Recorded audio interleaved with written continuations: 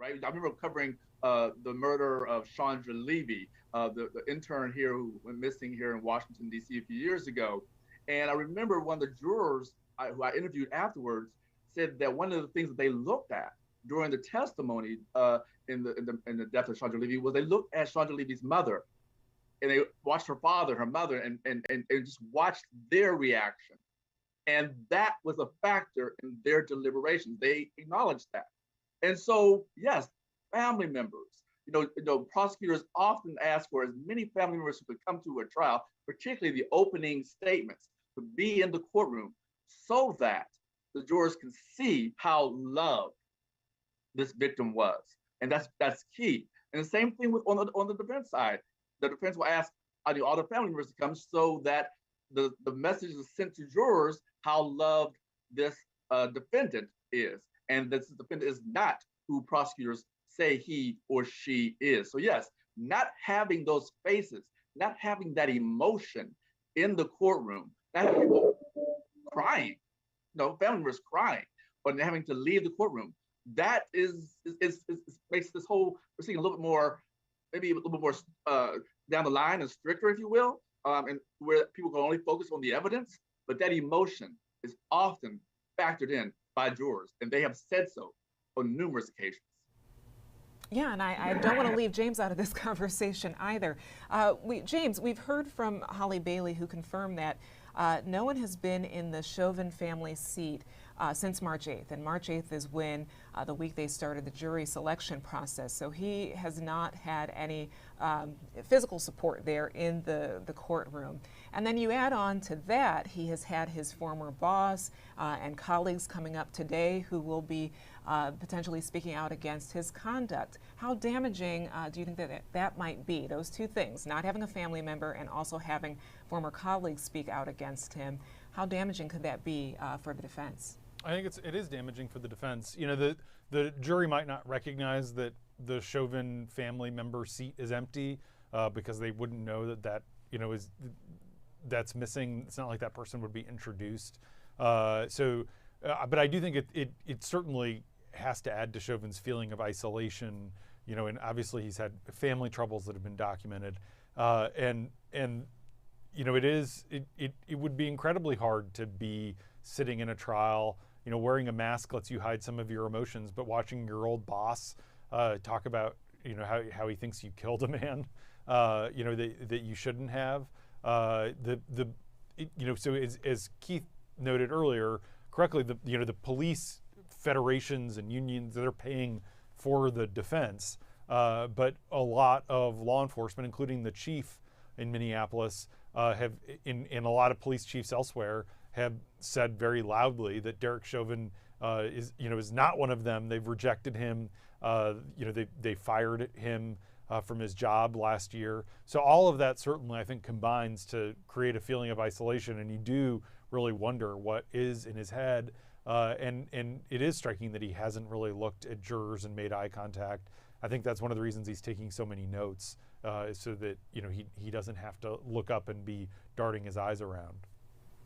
Yeah, Keith, I also want to point out that you were on the Post project of calculating and putting together a database of police shootings. From that experience, what are you bringing from that experience to how you watch this proceeding?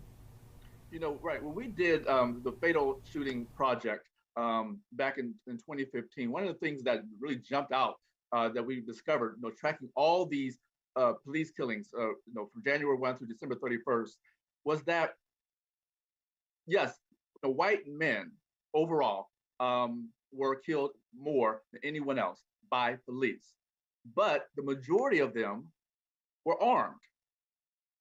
Unarmed people who were killed by police were African Americans.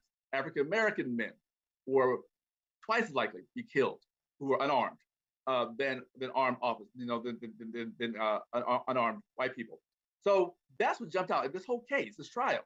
Again, George Floyd, unarmed, and is killed, during an arrest, by police. So that's one of the things that really came out during our coverage and looking at that, and why is that? What is going on that makes an unarmed person, an unarmed African American man, such a danger to police.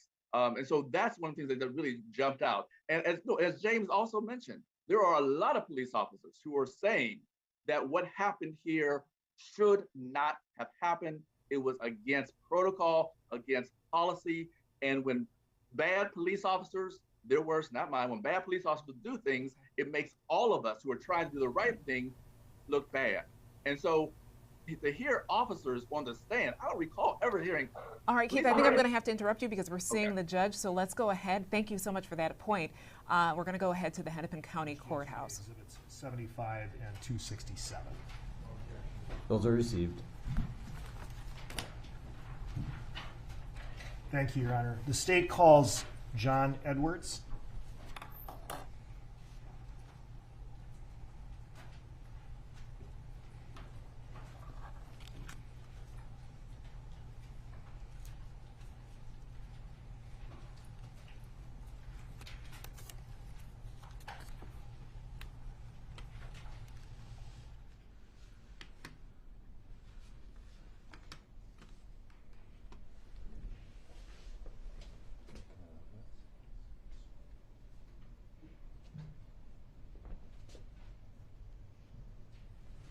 Stand there for a second.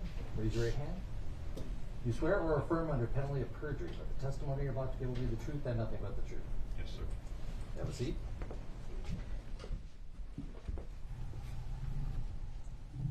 And if you wouldn't mind, we have been having witnesses remove their masks. If you're comfortable with that, we prefer that so we can hear you a little better. Absolutely. And if you could pull up a little bit to the microphone. Right.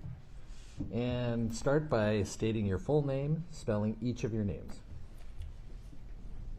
My name is John Curtis Edwards, JON-CURTISEDWARDS. Mr. Thank you, Susha. Your Honor. Good morning, sir. Good morning. Would you please tell the jury your occupation? Minneapolis Police Sergeant, How long have you held that position? 2007, so approximately 14 years. Not as a sergeant, but as a police officer for 14 years? Yes, sir. All right. So you started as a police officer in 2007. Did you start with the Minneapolis Police Department? I started as a cadet in the cadet program. All right. But that was your 2007. first job in law enforcement? Yes, sir. Right? Okay. You started as a cadet. Describe that experience, if you would. The cadet program is a curriculum designed for those who have graduated college from accredited college to undergo more criminal justice and law classes, as well as partake in skills, as well as various scenario-based simulations pertaining to law enforcement. It's a curriculum designed with the end goal of becoming post-certified by the Post Board. And the post is the Police Officer Standards and Training Board, is that right? Correct. Okay. And that's how you get your license to be a police officer in the state of Minnesota, correct? Correct. After obtaining that, you can be a licensed peace officer in the state of Minnesota. And you occasionally take, Sergeant, you pull up just a little bit. Oh, yes. Not a That problem. doesn't move very well, unfortunately. All right. Thank you. all right. Do you occasionally take continuing education credits to keep your license current? Correct. You do that as part of in-service training, is that right? Correct. Okay. So after you graduated from the academy and became post-certified, what was your job duties? Upon graduating the academy, you are a new officer on FTO. Now, what do you mean by FTO? Every new officer is assigned a FTO, which is a field training officer, and that is usually a veteran officer who for about 4 to 5 months, you're on rotation with a new or with a veteran officer as you learn the ropes. After you completed your field training, then did you become a patrol officer? Yes, sir. And can you please share with the jury the different places within Minneapolis that you were assigned as a patrol officer?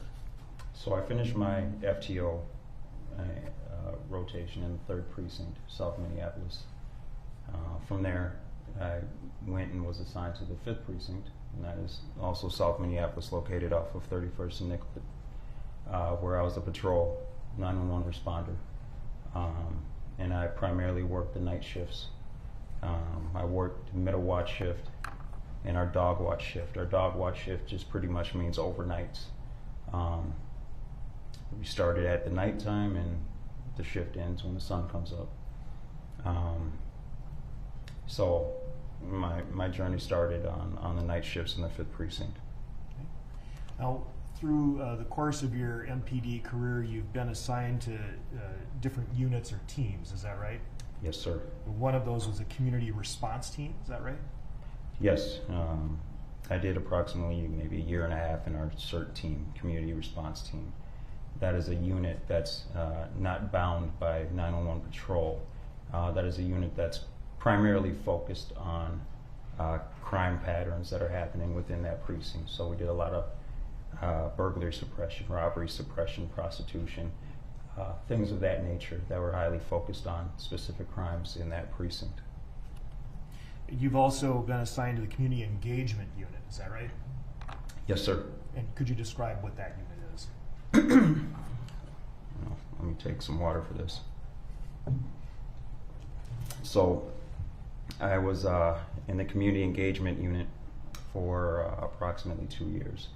Now that unit was a unit that derived from former President Obama's 21st Century Policing Initiative, which pretty much means more community-oriented policing.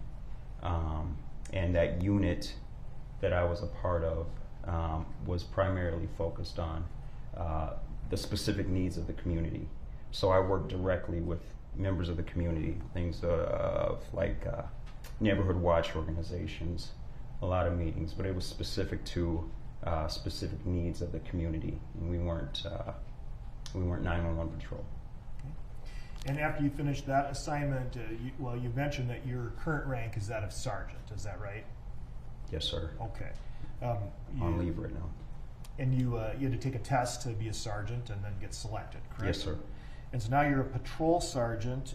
Where are you currently assigned? I'm on leave right now.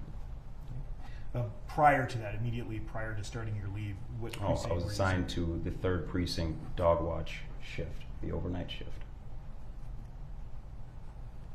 Now, when you're working as a shift sergeant, do you typically wear a uniform? Yes, sir. Outfitted with a body-worn camera? Yes, sir. Do you have a partner? No.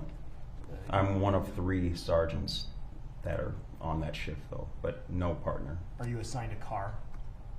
Yes, sir. When you ride, then you ride solo? Yes, sir.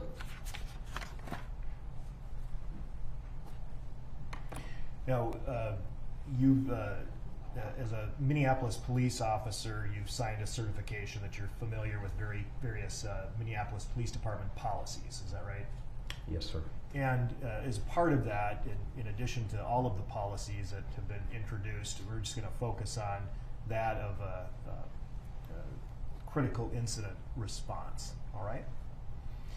Now, when we, looking back to May 2020, you were supervising the dog watch shift. Were you working on May 25, 2020?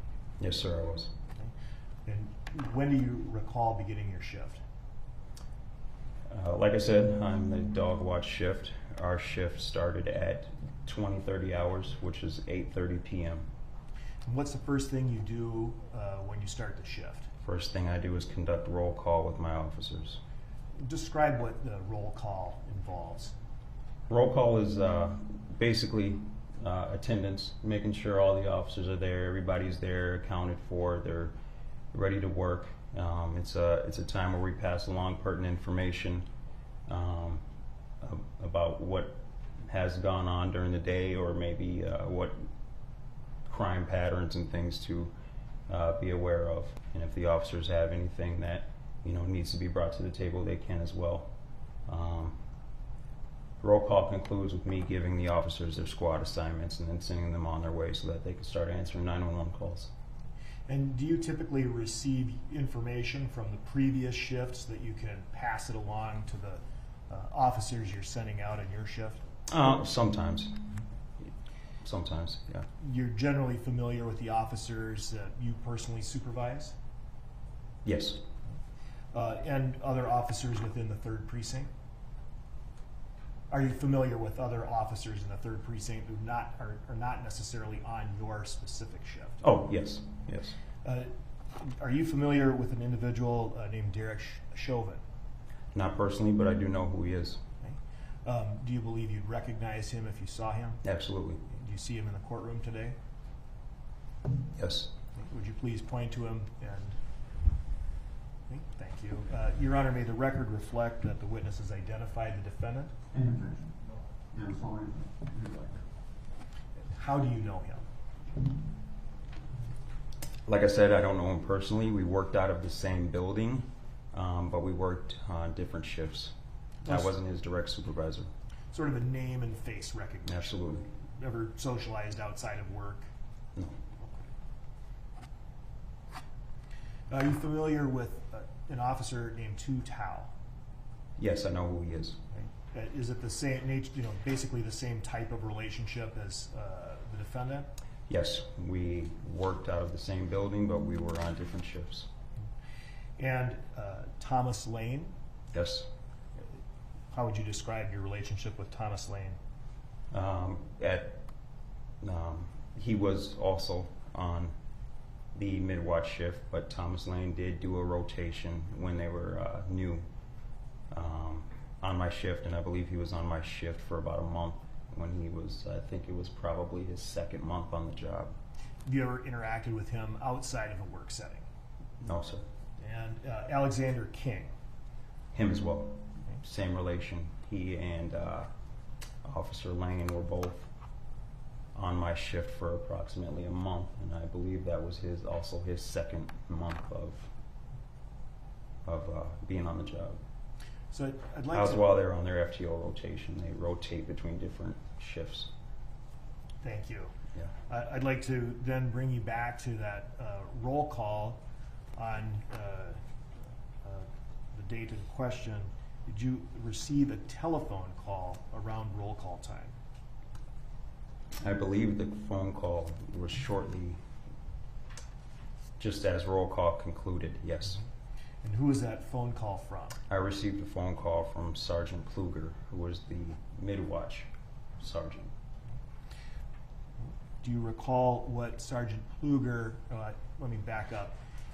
Did Sergeant Kluger give you information that you relied upon to take further steps in your duties that night? Yes. Okay. What did Sergeant Kluger tell you? Sergeant Kluger informed me that he was at the hospital at that time, and he was with a male that he described may or may not live. Later on in the night, I found out that that male was Mr. Floyd. He said he was down there at the hospital. He asked me if I would be willing to respond to the incident location of 38th in Chicago because he was tied up at the hospital at the time.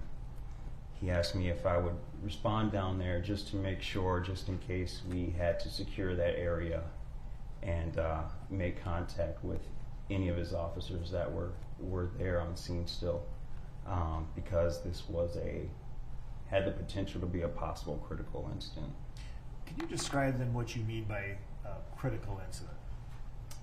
Usually an officer-involved incident where either the officer or somebody else has died, or an officer or somebody else has suffered great bodily harm that later led to death. And based on your knowledge of Minneapolis Police Department policy, what is supposed to happen if there is a critical incident with the crime scene and with the participants? A crime scene is supposed to be secured, which means locked down, and that is for the purpose to preserve any evidence that is there. the involved parties or the involved officers usually are chilling and awaiting escort sergeants so that they can be escorted to an interview room downtown. Appropriate notifications are made. IA, homicide, if you will, the upper administration. The area is canvassed, which just means there's a designated amount of officers that are searching the area looking for any witnesses that can give a synopsis of what they saw. And then we wait for the investigators to get there, car 21, and pretty much wait for further information from some of the superiors. Do you take any steps with respect to body-worn cameras and ensuring that those are activated? Absolutely. What do you do? And ensure that everybody's body-worn cameras are active and running at all times. And in this specific case, did you take steps consistent with the procedures you just outlined? Yes, when I arrived on scene, yes. At this time, I'd like to publish Exhibit 1. After you got off the phone with Sergeant Kluger, did you go directly to 38th in Chicago? I told Sergeant Kluger that I didn't mind going down there. I just had to gather some of my things and then I'd head down there. So I believe I got down there to 38th in Chicago at about 9:35 p.m. was when I arrived there. Were you wearing your body-worn camera? Yes. And it was activated? Yes. Can you please describe the scene as you recall it when you arrived?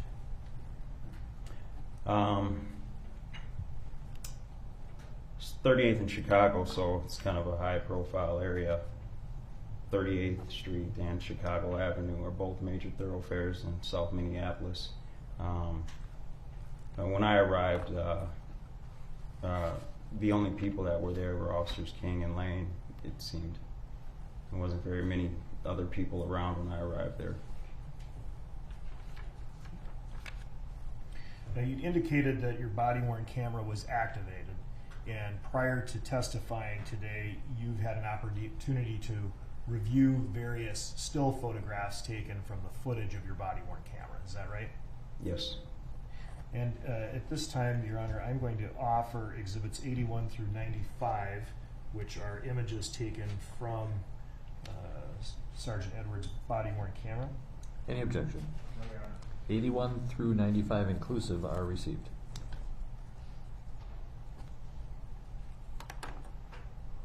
You indicated that Officers King and Lane were at the scene when you arrived. I did. Publish Exhibit 81. Do you recognize the individuals in this photograph, Exhibit 81? I do. And who is this individual? It's Officer Lane. And this? It's Officer King. Can you tell the jury what, any interaction you had with Officers Lane and King when you arrived? When I arrived there, I was met by Officer King first. First thing I did was I told him, hey, if your body-worn camera is not on, turn it on now. He did. Officer Lane came out of the car several seconds afterwards, told the same thing to him, and he activated his body-worn camera. Right, so Lane was initially sitting in the car? Yes, sir. Do you know what car? His squad car, the one that's pictured right there. Is that 320? Sure. Is that a squad car assigned to that sector within the 3rd Precinct? Yeah, that's a middle watch squad.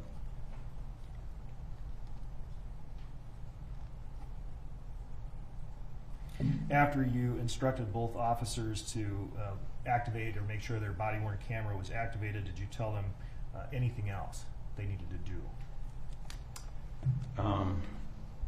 Yes, I asked them where they had interaction with Mr. Floyd. They told me that they interacted with him on the sidewalk there by their squad car. They also told me they interacted with him on Chicago Avenue, right in front of the Cup Foods store. And based on those statements, then, did you direct them to place crime scene tape around the area to preserve the scene? Yes. So with that information, I was able to gather where the incident occurred, and then I instructed them to place crime scene tape around the area so that we could preserve any potential evidence that was there. First, I'm going to ask to publish Exhibit 82. All right, what do you see in this photograph? That appears to be Officer King putting up crime scene tape. And publish Exhibit 1. Do you have one of these up there, little stylus? Yeah. If you could use that to just roughly outline the area that will show where the crime scene tape was put up generally. Okay, so generally,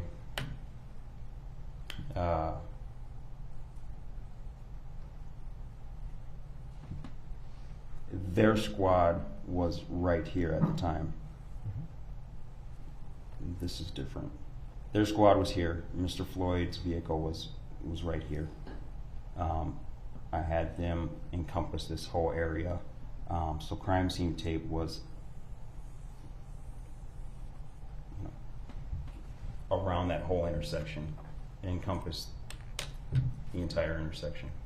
At the time you were having them do this, were there any other officers in the area at the time, or was it just King and Lane? At that time, I believe it was myself, King and Lane, but I had other officers from my shift responding to the area because I knew we were gonna probably have to lock down that area. So you asked the other officers to Yes. arrive. That wasn't something that was arranged before. No, And the purpose I of- asked for additional officers. Let's try not to talk over each other. Oh, I'm sorry. No problem. No problem. All right. And that was for the specific purpose of keeping the area secure. Yes, sir. Okay. If you would clear that, Your Honor.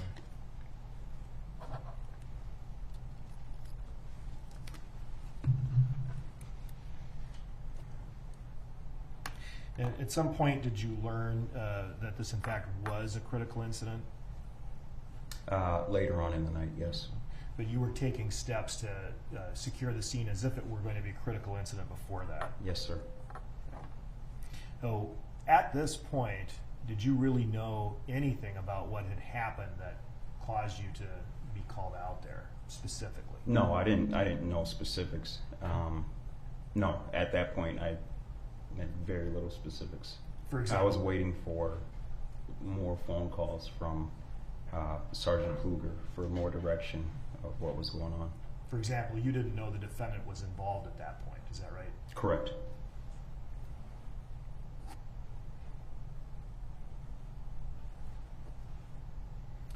You had a brief interaction and conversation with King and Lane. Is that right? Yes. Based then on what they told you, you took some additional steps. Were you able to then communicate with the other officers that you had directed to come to the scene to provide them direction? Yes. What did you ask the other officers to do? A number of the officers I asked to canvass the area. As I explained before, that just means pretty much go door to door, see if there's any potential witnesses that may have been there when the incident occurred, and obtain a synopsis of what they saw, and to get their name and information. It's just searching for any potential witnesses and getting their story. If we could publish Exhibit 83, another image from your body-worn camera, you see some of the other officers from your shift who you called to help you with the scene. Yes, sir. I'm going to ask you to just identify some of the folks in the picture. We'll start, of course, here. Who's that? It's Officer Lane, Right. And this individual? Officer Nerling, Okay. And this person? it's Officer Cape, This person? Officer Oaks, And this person? and Officer Areola. And Officer Areola was a fairly new officer at the time? Yes, sir.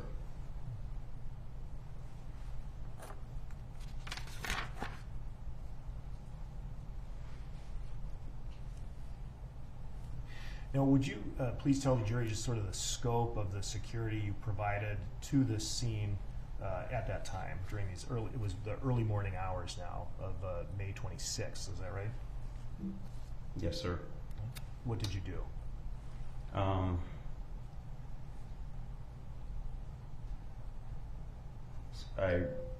Shortly thereafter here, I received a call from Kluger telling me that escort officers or escort sergeants would be coming down, and that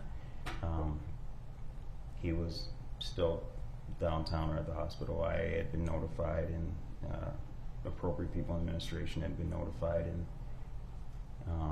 he just requested that the scene just remained secure. So, in answer to your question, we my guys and I just remained there for scene security to ensure that no vehicle or pedestrian traffic entered the crime scene and contaminated our scene. You made sure no one came in to that roped off area? Yes. Did you take any steps with respect to the business cup foods? Yes. What did you do? Sergeant Kluger asked me if I was able to make contact with the manager, and if so, speak with him, which I did. How many officers at any given time were used to secure this scene? I believe that night I only had about maybe 8 to 10 officers on. And I didn't have every single one of my officers on this scene. So there were still a lot of 911 calls that needed to be attended to. In addition to securing the perimeter of the scene, did you secure any vehicles within the scene? Yes, sir. And what vehicles did you secure? Officers King and Lane squad, as well as Mr. Floyd's vehicle that was parked ahead of theirs. And could you describe that vehicle, please? I honestly don't remember what kind of vehicle Mr. Floyd was driving. Okay. It was a dark colored vehicle, though, if I remember correctly. Did you keep officers King and Lane out of the squad 320? Yes, I did. And I told them to leave their belongings inside the squad car. At this time, I'd like to publish Exhibit 84. So Exhibit 84, then, for the record, is a photo from your body-worn camera taken at 21:50 and 17 seconds. Is that right? Yes. And we see both King and Lane in the photo, correct? Yes. All right. And is this where you had the initial interaction with them, where you asked them to get out of the vehicle so you could secure it? That is. And they complied with it? They did. Did you see anyone, including them, take anything out of the vehicle? No. Was the vehicle running, or had it been stopped? It was running. What did you do since it was running? I told them to get out of the car. They got out of the car. And did you, at any point, stop the vehicle from running? That wasn't until the BCA showed up, and I believe it was Special Agent Mike Phil told me that they were going to take custody of the squad and Mr. Floyd's vehicle. We noticed the vehicle, or we noticed the squad car, I'm sorry, was still running, so he instructed me to power it down. You'd also mentioned something about a canvas. Did you, at some point, possible witnesses? Yes, I explained that, yes. Mm-hmm.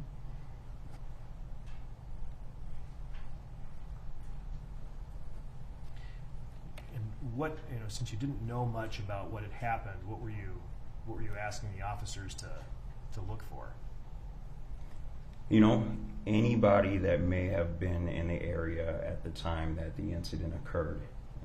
We knew that the incident occurred before we got to work, so I guess we were just trying to get lucky. Maybe there was somebody still there that was willing to talk to us, or yeah. Who did you send out to do the canvas? Was it? Several officers. Did that include Areola and Nerling? Yes, it did. They locate any witnesses who are willing to speak with you? What was that? Did they locate any witnesses who are willing to speak with you? Who were willing to speak with me? Yes. No. Did you at any point interact with an elderly or an older gentleman, I won't say elderly, older gentleman at the scene? Yes. Did he identify himself to you, first or last name? He identified himself to me as Charles. He refused to give me his name, his full name. Published Exhibit 87. This is another body-worn camera image, not from your body-worn camera, but it shows, who is this? That's me. Okay. And is this Charles? Yes, sir. And this point captures the conversation that you had with him at 22:05 and about 43 seconds. Is that right? Yes, sir. He did not provide any information to you. No, he did not. I explained to him that he'd be very valuable to us if he had something to say or if he saw something, but he told me he refused to say anything and wondered if he was under arrest, and I told him no, and he told me he wanted to leave. And of course, you didn't know whether or not he had spoken with anybody already about this incident. Correct. That was the first time I'd seen him. Did you ask King and Lane to participate in the canvas? No, I don't believe I did. No. What did you ask them to do? I asked them to chill out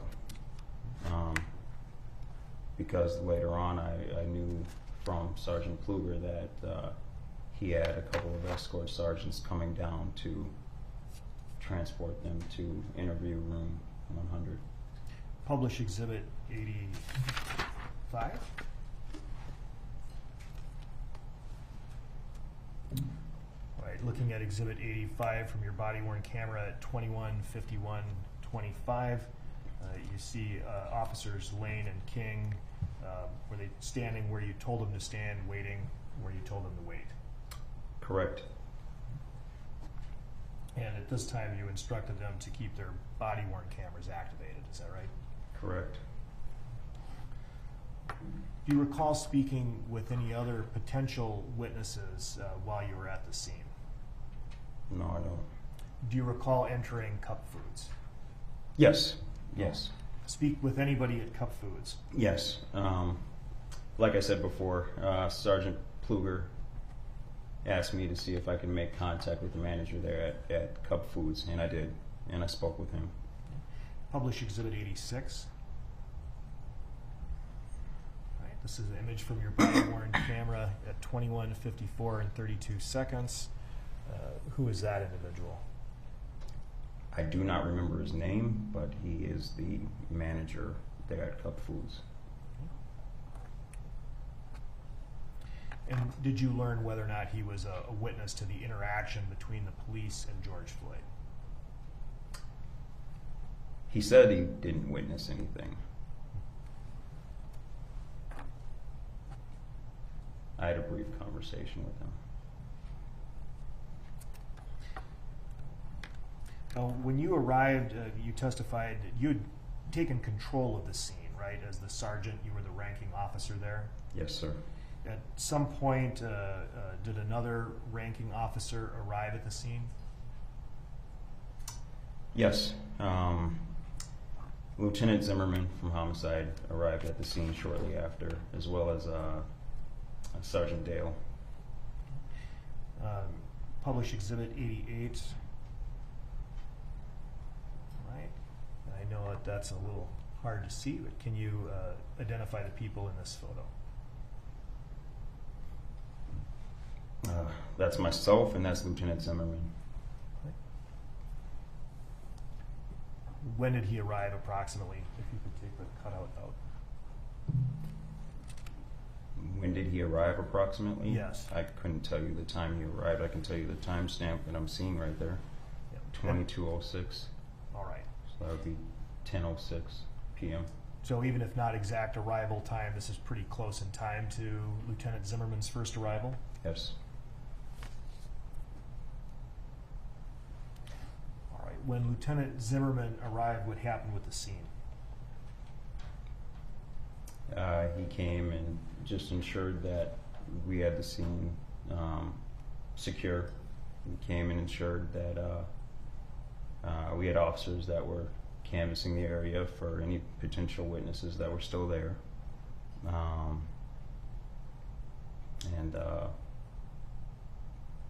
Yeah. Did you see Lieutenant Zimmerman interact with either the involved officers, Lane or King?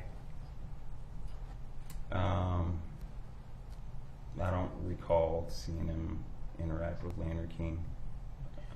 Did you Might impart to Lieutenant Zimmerman any information that you had gathered about the scene or potential witnesses to that point? Can you ask that question again? Sure. Did you tell Lieutenant Zimmerman what you did up to that point to get him kind of caught up on the scene and the witnesses and what steps had been taken? Oh, yes. All right.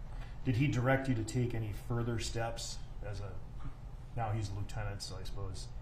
More canvassing of the area, and also he wanted more officers there at the scene. Did he confirm that the scene itself was secured? Yes. And that the squad was secured, 320? Yes. And that Mr. Floyd's vehicle was secured? Yes. So there was another officer there, a Sergeant Bob Dale. What is Bob Dale assigned to? He was there. He came with Lieutenant Zimmerman. Bob Dale's from homicide, is that right? I believe so. And then with this being a critical incident, this was going to be handed over to the Bureau of Criminal Apprehension, correct? Well, at that point, we still didn't know if this was indeed a critical incident, but I was going under the assumption that it was, it's better safe to go that way than not. And because of that, there were some steps taken to ensure that when this was handed off, it would be handed off in a manner that it could be taken over with smoothly, correct? Yes. So it was, did either Dale or Zimmerman make a suggestion to you about having a crime scene log? Yes. All right. What did they ask for? They just asked if a crime scene log had been started, and I tasked Officer Areola with that task. Crime scene log is just a log of names of officers and personnel that entered the crime scene. And did you see Officer Areola start compiling a crime scene log? Yes. Published Exhibit 89. You can see this Officer Areola here. Yes. And he appears to be holding something, is that right? Yes. Is that the crime scene log? I believe so.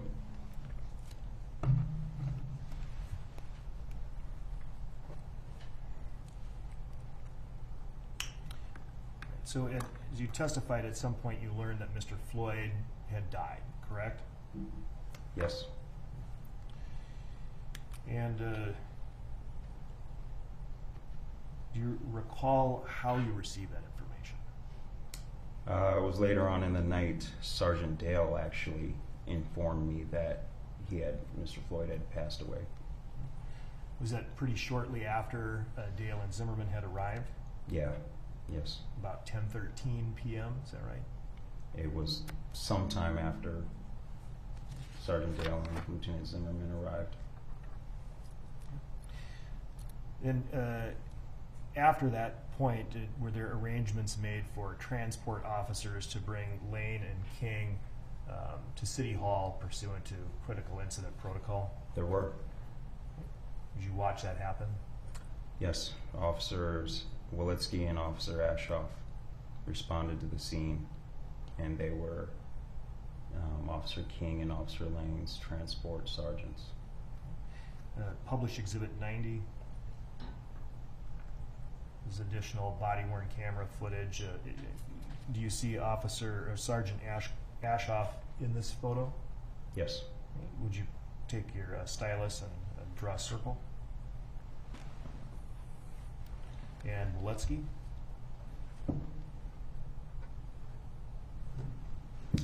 I don't see Waletsky in this photo. Was this so according to the timestamp, 22/18/14? Is that right? Correct. Okay.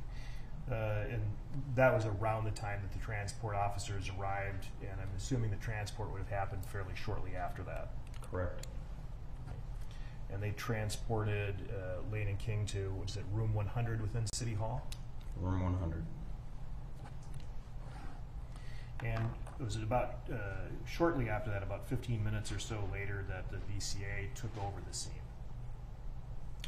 Yes, I was notified by Lieutenant Zimmerman that the BCA is on their way and they'll be taking over the scene. So we were requested, me and my guys were requested to just stay put for scene security. Do you recall when the BCA arrived? I don't remember what time they arrived, no. Show you Exhibit 91. Do you remember the name of the agent who was involved? Yes, I believe his name was Special Agent Michael Phil. Can you tell the jury what you see here in Exhibit 91? Who are those people? That appears to be Special Agent Michael Phil standing alongside Lieutenant Zimmerman. Right here? Yes. And that's at 2300. Is that right? Correct. That's the approximate time then that the BCA took over the scene? Approximately. You saw Special Agent Phil have a conversation with Lieutenant Zimmerman. After that conversation took place, did you have a conversation with Lieutenant Zimmerman?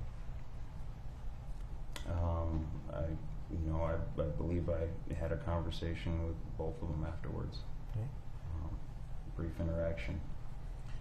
When did Lieutenant Zimmerman remain at the scene after the BCA took over, or did he leave? He came up to me and just told me pretty much that it's in the BCA's hands now, and they'll be here, and just to ensure that myself and my officers remained on scene for scene security until the BCA tells us they're done with their job and that we can take down the crime scene tape and leave. Publish Exhibit 92. And is this Special Agent Phil? Yes, that is. During the period of time you were speaking with him and getting instruction on what to do with the scene? Yes. Did he ask you to do anything with Squad 320? Yes. What did he he told ask you? me that they were taking custody of both the squad and Mr. Floyd's vehicle, and we noticed that the squad was still running. He asked me to open it up and power it down, which I did. Did you remove anything from the vehicle? No, sir.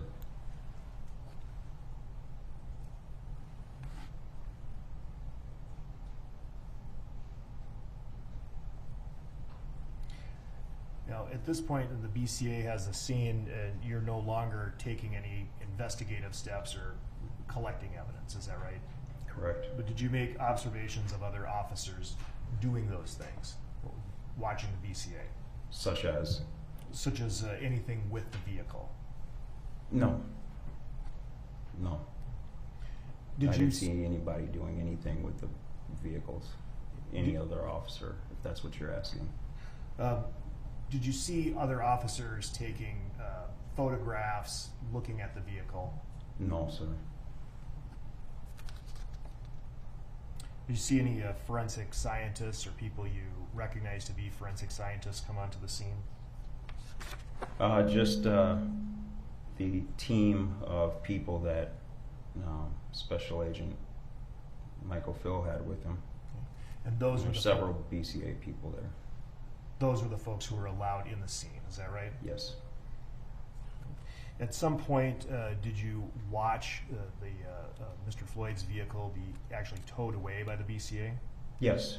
Ultimately, Special Agent here had both the squad car as well as Mr. Floyd's vehicle towed from the scene. And you watched them do that? Yes, I was still on scene then. Publish Exhibit 94. Right, is this an image of the BCA towing away Squad 320? Yes. And they'd already towed the SUV at this point, is that right? I believe so.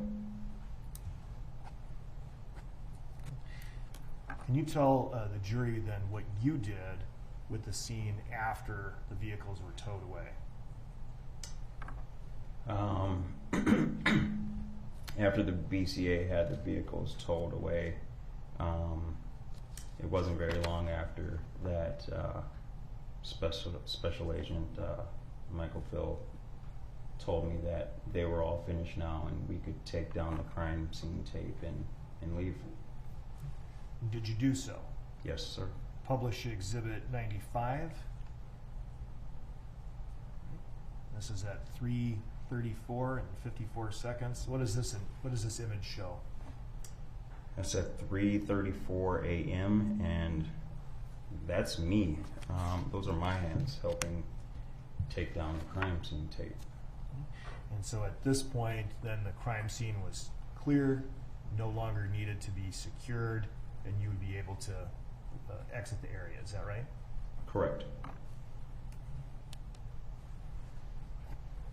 All right. Thank you very much. I have no further questions, Your Honor. You may.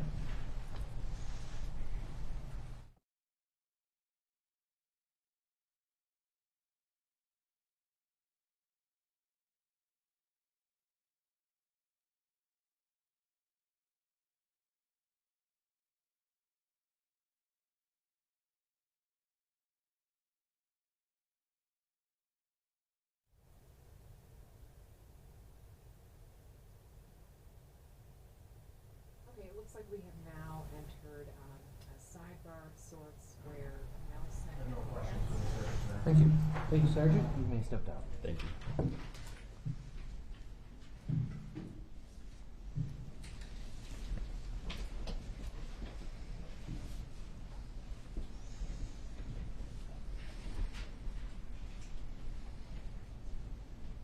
right. And next witness.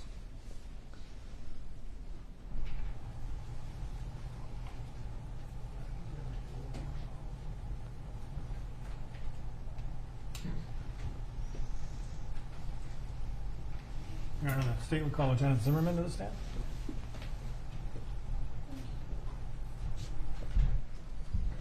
You swear or affirm under penalty of perjury that the testimony you're about to give will be the truth and nothing but the truth? I do. Thank you. Okay. Lieutenant, if you could give us your full name, spelling each of your names to start off with. I'm sorry. Your full name, spelling each of your names. Okay. And also, if you could remove your mask. Okay, thank you. It's Richard Zimmerman, R-I-C-H-A-R-D, and then Zimmerman, Z-I-M-M-E-R-M-A-N. Mr. Frank. Thank you. Can you please tell the jurors what you do for a living? I'm a police officer with Minneapolis Police Department. How long have you been a police officer? Since June 3rd of 1981. And all that with Minneapolis? No, the first 4 years, from 81 to 85, I worked for the Fillmore County Sheriff's Department in southeast Minnesota. What did you do there? I was a patrol deputy responding to 911 calls. And so then it was, 1985 that you started with Minneapolis? Yes, I had the weekend off and started in Minneapolis in June 5th of 1985. And are you a licensed peace officer in the state of Minnesota? Yes, I am. When did you first obtain your license? I'm sorry? When did you first obtain your license? June 3rd of 1981. And as a police officer, having that license, are you required to do certain things to maintain that license? Yes. What kinds of things do you have to do? We have to do continuing ed, like any other professional license, and we have to do 40 hours of different education, professional education, in a certain time period. I'm not sure if it's 1 or 2 years. And if you don't, somebody's going to let you know, right? Yes, they will. And so, since 1981, have you done all that's been required to maintain your license? Yes, I have. When you started with the Minneapolis Police Department in 1985, what was your job? What were your duties? I was a patrolman. I worked the North Side Precinct. It's called Precinct 4. And I worked the 3rd Precinct. It's called Precinct 3, of course. And then my permanent assignment was the 5th Precinct, which is like Franklin, Nicollet, Hennepin Avenue, Lake Street. So when you're working as a patrol officer, what kind of things do you do? Yeah, well, we respond to 911 calls. We, deter crime, or try to deter crime, I should say. Yeah, that's kind of what we do. Traffic control, that kind of thing. You're out on the streets every day? Yes. Or at least every day you work, right? Yes. And so then, did your job duties change eventually? Yes, in 1990, crack became really prevalent in the late 80s, and so I joined the crack team in the 5th Precinct, where there were 4 officers and a sergeant, and we would do search warrants, looking for drugs, that kind of thing. And so what year was that? I'm sorry. Pardon me? What year was that? 1990 to 1993. And what did you do then in 1993? I took the sergeant's exam and passed it, and was assigned to the adult sex crimes unit. And so what does it mean to be promoted to sergeant? Well, you take a series of tests, and once you're promoted, you express your interest as patrol or investigations. And so I talked to the lieutenant in charge of the sex crimes unit and expressed my interest. So you mentioned having to take an exam? Yes. Just like sitting down and, like we do in school, taking an exam? Yeah, it was a written exam, and once you pass that phase, then you would take an oral exam, and then you were given your scores. And so you became a sergeant. Did some supervisory responsibilities come with that? Yes. Can you just describe for the jurors, like, what kinds of responsibilities a sergeant takes on? Yeah, well, as a investigative sergeant, you're assigned a case to follow up with the victims, and you do search warrants. And when you're doing search warrants, you have officers that assist you. So you'll assign them duties that, such as, assisting with the search warrant. And also have responsibilities to make sure the officers underneath you are properly trained? Yes, absolutely. Yeah. And, when I would do search warrants, I would explain to the officers that we don't want anyone to get hurt, either the officers or the subjects. And so, just continuing with your history, then you went into the sex crimes unit as a sergeant, and subsequent to that, did your responsibilities change? Yes. Can you tell the jurors about that? Yeah, in 1995, the homicide unit was expanding because of the amount of murders that were occurring in Minneapolis in 1995. So they brought in myself and one other guy from the robbery unit, and we were assigned partners in the homicide unit. And which unit do you currently work in? 1995. No, which unit do you currently work in? Oh, yes, I'm sorry. The homicide unit. So from 1995 to today, you've been in the homicide unit? Yes. And did you, at some time during that period, receive another promotion? Yes. Tell the jurors about that, please. Yeah, in 2007, I took a lieutenant's exam, or 2006. I took the lieutenant's exam, and that's a series of, again, written tests and oral. If you pass that phase, then you go on to the oral interview phase, and you're notified of your results. And so you were promoted to lieutenant? Yes, I was. So how did that change your responsibilities, your job duties? Well, usually when you're promoted, you're assigned to a different unit than you worked. But they asked me to stay in the homicide unit because of my experience. And so I took over the job in 2008, November of 2008. And the duties are, I get called for every death, suspicious death, deaths where, it's clearly a homicide, deaths where officers have any question about how a person may have died. I go out to the scenes. And do you also supervise other officers? Yes, I do. Just describe for the jury, your responsibilities in supervising other officers. Yes, we have, right now we have 12 detectives in homicide that make up 6 teams. They work with a partner in homicide, and they're on a rotation basis for being on call.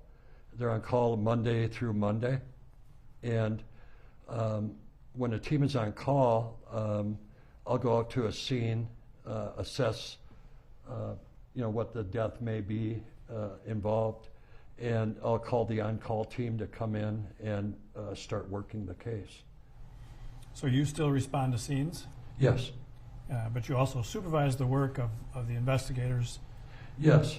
I every morning when I come in, I'll pull up, it's called pulling up the cases, and we pull up every death report in Minneapolis, and I'll look through each report, and I'll assign a case that I might have some questions about, and I'll talk to the detectives, explain why I think this needs to be looked into, and that's Monday through Friday kind of thing. And so are you their direct supervisor then? Yes. So you started with Minneapolis Police Department in 1985. Yes. Do you know where you are in terms of seniority in the Minneapolis Police Department? Yes. Where is that? I'm the #1 officer in seniority. I hate to say that, but I am. Understood. Were you called out to a scene on May 25th of 2020? Yes. And do you recall, why you were called to that scene? Yeah, homicide responds, or I respond initially to critical incidents. And a critical incident can be anything from a death to a serious injury of either officers or the public. And so I was called in on this one. So were you technically on duty at that time? I was at home, and I was notified by my commander of this incident that happened at 38th in Chicago. And so then did you respond to that scene? Yes. And do you recall about what time it was that you arrived at the scene? It was a little bit after 9 p.m. And the location of 38th in Chicago, were you familiar with that location at that time? Yes. Fair to say no stranger to calls of violent incidents at that intersection? Yes, absolutely. And when you arrived, can you just describe for the jury what you first saw when you arrived at that location? I arrived on 38th Street, and I parked on the southwest corner on 38th Street. I saw yellow tape up, we call it, it's crime scene tape, around the intersection. I saw Sergeant Edwards, who I know from work, on his cell phone. And I saw two officers, and he was like in the middle of the scene, kind of. And then I saw two officers standing on the southwest or the southeast corner of the intersection. And did you then approach those two officers? Yes, Sergeant Edwards appeared to be busy on the phone, so I just walked up to the two officers. And I'm going to show you, well, we had an opportunity before court to show you a piece of body cam footage, shows you approaching the scene, correct? Yes. And that appeared to be a true and accurate representation of your approach to those two officers. Yes, it is. And that reflects the time as well. Yes. Your Honor, I would offer Exhibit 96. Any objection?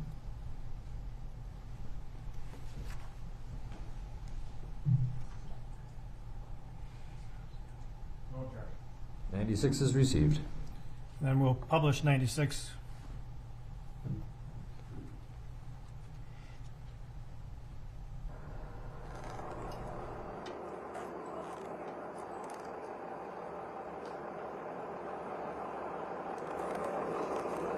I'm going to pause here just for a moment if I could.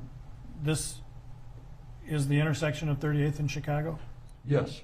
and it looks like the time reflected here is 21:56. Yes. So for those of us who have difficulty with that kind of math even, what is the real time that we would call? Yeah, it's 4 minutes to 10. Okay. So it was a little closer to 10 when you arrived? Yes. All right. And there is an individual, I know it's dark and it's kind of hard to see, but do you know who the individual is in the crosswalk there? I don't know. Okay. And all right, let's continue.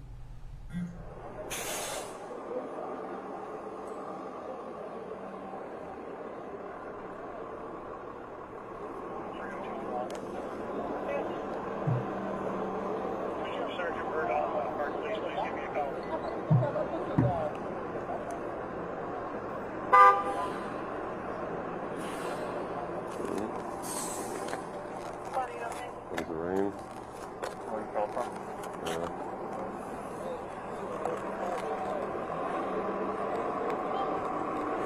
I'm going to stop right here if you could, please. And just for the record, at 21:56:53, you see across the intersection there appears to be a person walking towards us. Yes. And do you know who that is? That would be me. All right. And we'll continue, please.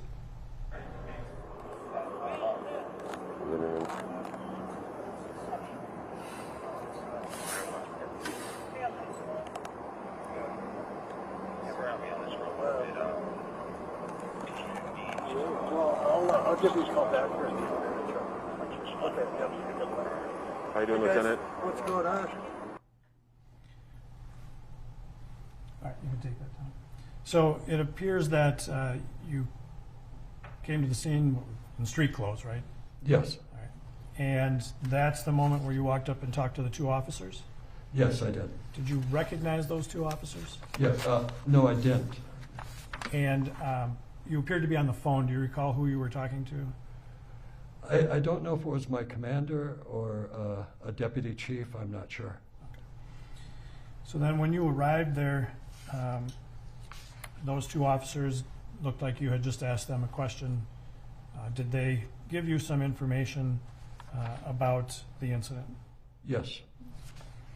And based on that information, what did you conclude about their role in the incident? There's a thing that we call involved officers and non-involved officers. And based on what they had told me, I determined they were involved officers. And why would it be important to distinguish between involved and non-involved officers? Well, if you're an involved officer, you need to be brought down to room 100 at City Hall, and you need to be brought down by a supervisor in separate cars. And that's just according to policy. Yes. And so after having that conversation with them, what did you do next? I talked to the sergeant, I believe, Sergeant Edwards, and told him that we needed some more people out here. He told me another sergeant was on his way, and I told him that we needed to get these two guys downtown. And which sergeant, you remember, I'm sorry, which sergeant that was? I'm sorry? Which sergeant that was you talked to? I don't remember. Okay. Was it Sergeant Edwards? I believe that's who I first talked to. Okay. And so showing you Exhibit 90, if we could please. And this is a photograph for the record of 2218. This is you speaking on the phone at that time, correct? Yes. All right. And so here you're still dealing with things at the scene, is that right? Yes. All right. And so we can take that down, I guess, thanks. The sergeant that you talked to, what kinds of things did you ask that sergeant to take care of? I asked the patrol sergeant to arrange to have the two involved officers brought down to room 100, and that we needed some more officers at the scene. And why did you think you needed more officers at the scene? To search for any possible witnesses or video. And so then, after having that conversation, what did you do next? I had called in two of the sergeants from homicide, the on-call team, to assist me. And as you were doing that, did you undertake any other actions to try and identify things that might be helpful for the investigation? Yes. Like what? If you stand in the center of the intersection and you'd look for, first of all, you look for video cameras that may be hanging from different buildings, or in this case, milestone cameras. What is a milestone camera? It's a city camera that's set up in different areas of the city, and they can be monitored to help us deter crime or to help if a crime occurs. And being familiar with that location, did you believe there was a milestone camera at that intersection? I knew there was, yes. Okay. I'm going to show you Exhibit 1. You recognize what's in that photograph? Yes. And what is that? That's the intersection of 38th and Chicago. Do you know, can you show the jurors, if you want, you can write on the screen, there should be a little stylus there in front of you, where that camera is located? I believe it was right here. Okay. And how is it mounted, or where is it mounted?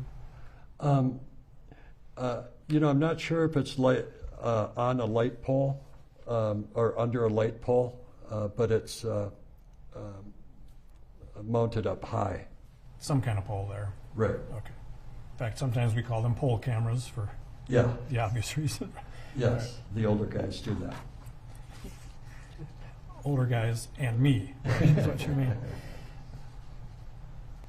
When you were at the scene, did you learn more about the condition of Mr. Floyd, the subject?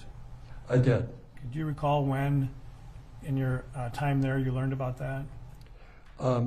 It was after Sergeant Dale arrived. And so, Sergeant Dale, one of the sergeants you called in to assist? Yes, Sergeant Bob Dale is one of the homicide teams that I called in. And so this was after you had arranged the transport officers? Yes. And what did you learn about his condition? That Mr. Floyd had died. And were some decisions made about what would become of this investigation based on information? Yes. And what was decided? That the BCA would be in charge of the investigation, the State Bureau of Criminal Apprehension. And when that decision is made, what's the role of Minneapolis police at that scene? Well, first it's to support the BCA investigative team with whatever they might need that night.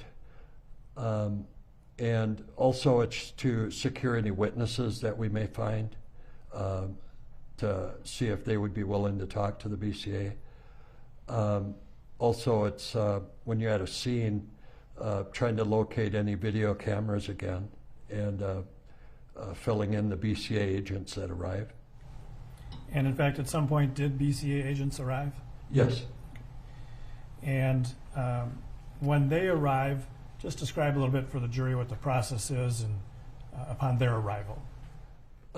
Yeah, the BCA agent generally or specifically in this case? Just generally. Yeah. When the BCA arrives, they'll come up to you for a briefing, and you tell them what you have at the scene, or what you've learned, and where people are at. Like in this case, the officers were brought to room 100, that kind of thing. And then you tell them, or you ask them what help they might need. And then specifically, did something like that happen here in this case? Yes. All right. And I'm going to show you Exhibit 91 on the screen, please. And do you recognize what's depicted in this photograph? Yes. And again, this is the intersection of 38th and Chicago? Yeah, that would be me in the center of the shot, talking with a BCA agent. And this is starting that process of turning the scene over to them? Right, yeah. So the time here shows 2300, about 11 p.m.? Yes. And so then did you in fact turn this scene over to the BCA? Yes, I did. And that's shortly thereafter concluded your involvement with the scene? Yes.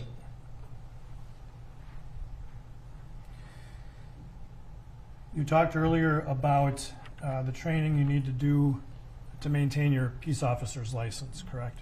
Yes. And as a Minneapolis police officer, where do you get that training from? Well, we'll get it from our training unit. We'll also get it from outside sources, different schools that are being put on, some that are specific to homicide, some that are, a one-day course, some may be a 2-week course, that kind of thing. Does that training include instruction on the use of force? Yes.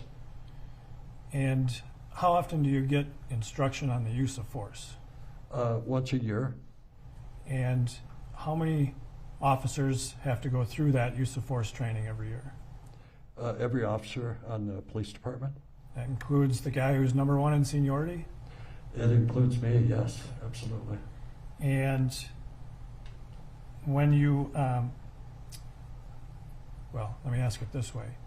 Are there also Minneapolis Police Department policies about the use of force? Yes, there is. And are you required to be familiar with those policies? Yes, you are. And when you do that use of force training, does it cover the policies as well? Yes. Do you also do some physical activity, taking people down and rolling around?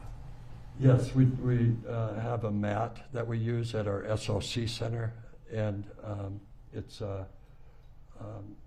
like a huge wrestling mat.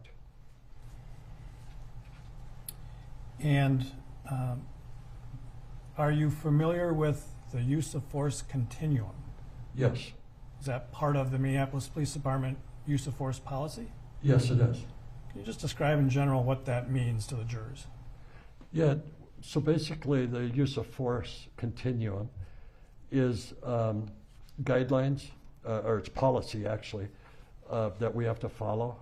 And it's when, for instance, when you arrive at a scene, no matter what the scene.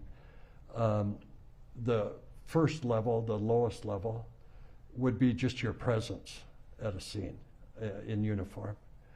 The next step up may be your verbal skills that you've learned to help diffuse a situation or learn information about whatever the situation is. The next step would be like a soft technique, escorting the person by their arm, that type of thing. The next level would be a hard technique. That's where you would use your, you maybe have to use your mace or handcuffs, that kind of thing. And finally, the top level on the continuum is deadly force.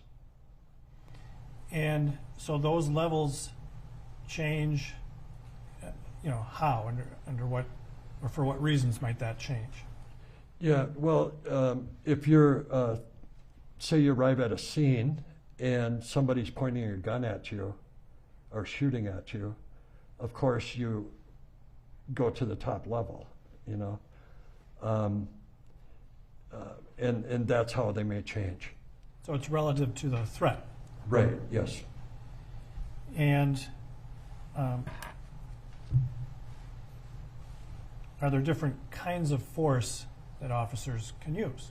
Yes. And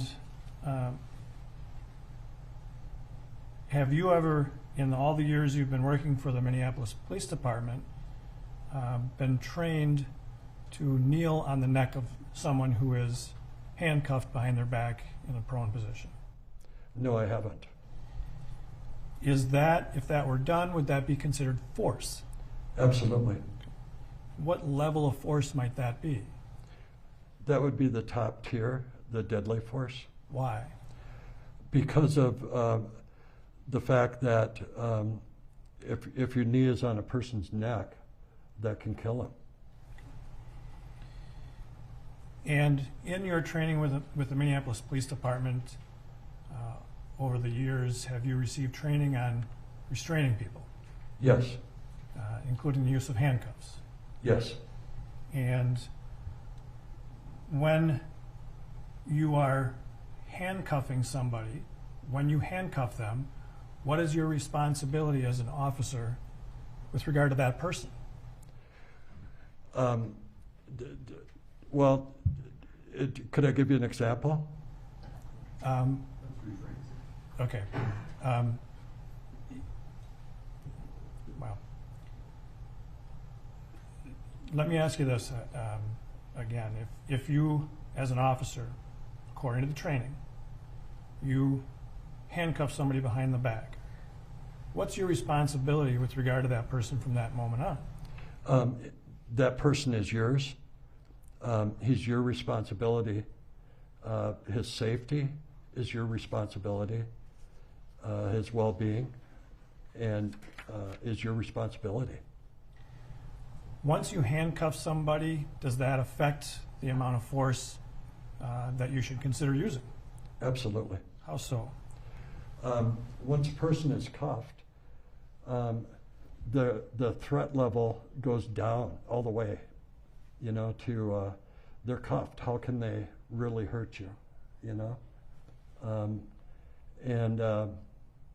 Well, certainly there could be circumstances when a cuffed person could still be combative. Oh, absolutely, yeah. But you getting injured is way down. What do you mean by that? Well, if you're, you could have some guy try to kick you or something, but you can move out of the way. That person is handcuffed, and they, the threat level is just not there. So by handcuffing somebody, you've taken away some of their ability to harm you. Absolutely. And if somebody who is handcuffed becomes less combative, does that change the amount of force that an officer is to use under policy? Yes. How so? Well, if they become less combative, you may just have them sit down on a curb, or the idea is to calm the person down, and if they are not a threat to you at that point, you try to to help them so that they're not as upset as they may have been in the beginning. In your 30 years of training with the Minneapolis Police Department, in your experience, have you been trained on the prone position? Yes. And what has your training been specific to the prone position? Well, once you secure or handcuff a person, you need to get them out of the prone position as soon as possible because it restricts their breathing. When you handcuff somebody behind their back, well, as part of training, have you been handcuffed? And have you been trained on what happens to individuals when they're handcuffed behind the back? Yes. So when somebody is handcuffed behind their back, how does it affect them physically? It stretches the muscles back through your chest, and it makes it more difficult to breathe. If you put somebody in the prone position, well, is it well known, this danger of putting somebody in the prone position? Sustained. How long have you had training on the dangers of the prone position as part of a Minneapolis police officer? Since 1985. And is it part of your training regularly to learn about keeping somebody in the prone position? Yes. And what has the training been with regard to the prone position? Once a person is cuffed, you need to turn them on their side or have them sit up. You need to get them off their chest. Why? Because of the, as I mentioned earlier, your muscles are pulling back when you're handcuffed. And if you're laying on your chest, that's constricting your breathing even more.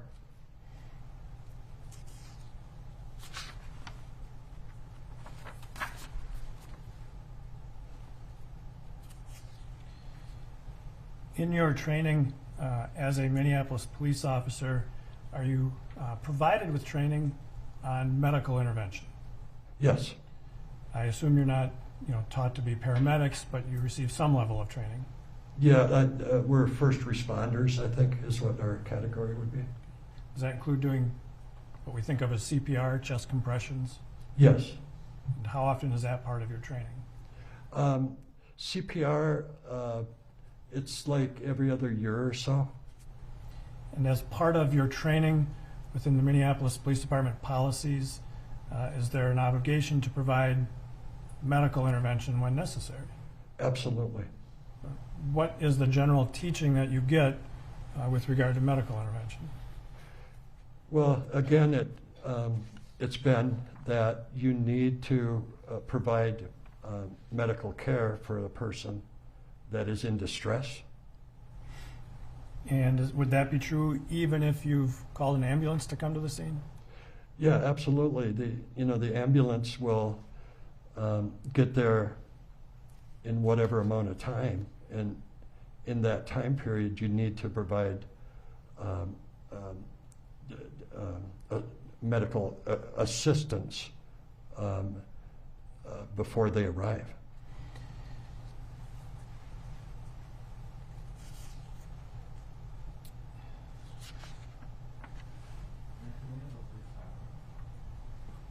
Why don't we take our mid-morning break? Members of the jury will take our 20-minute mid-morning break. The attorneys and I will deal with the issue while you're off break. And Lieutenant, you may step down if you wish.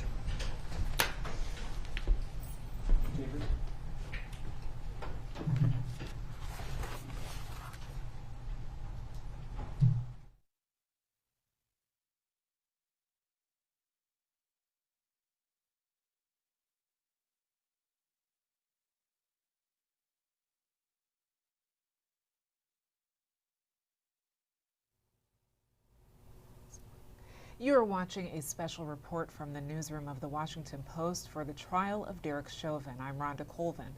With me now, James Hohman, Washington Post columnist, and Eugene Scott, reporter for The Fix.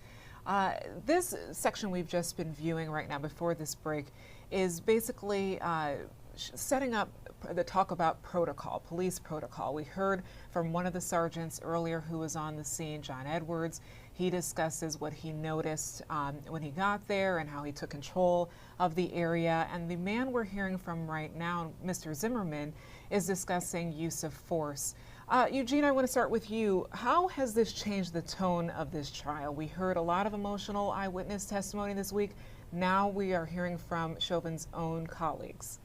Well, I think what many people were looking to hear was someone who is inside the police department who could provide some context in terms of what is the norm, in terms of how law enforcement interact with suspects, and what is acceptable, what's too far, how they go about making decisions in terms of how much pressure and force should be applied, and when they should let off individuals or respond in a way that perhaps is less physical. And so this is giving some insight into procedures and just how law enforcement operate in ways that I think have previously been a bit cloudy to those on the outside looking in. And James, you are from Minneapolis, and this trial has already had a lasting impact on the community there. As the trial has turned to this discussion of police procedure, is there any pressure growing right now and calls for police reform in the state?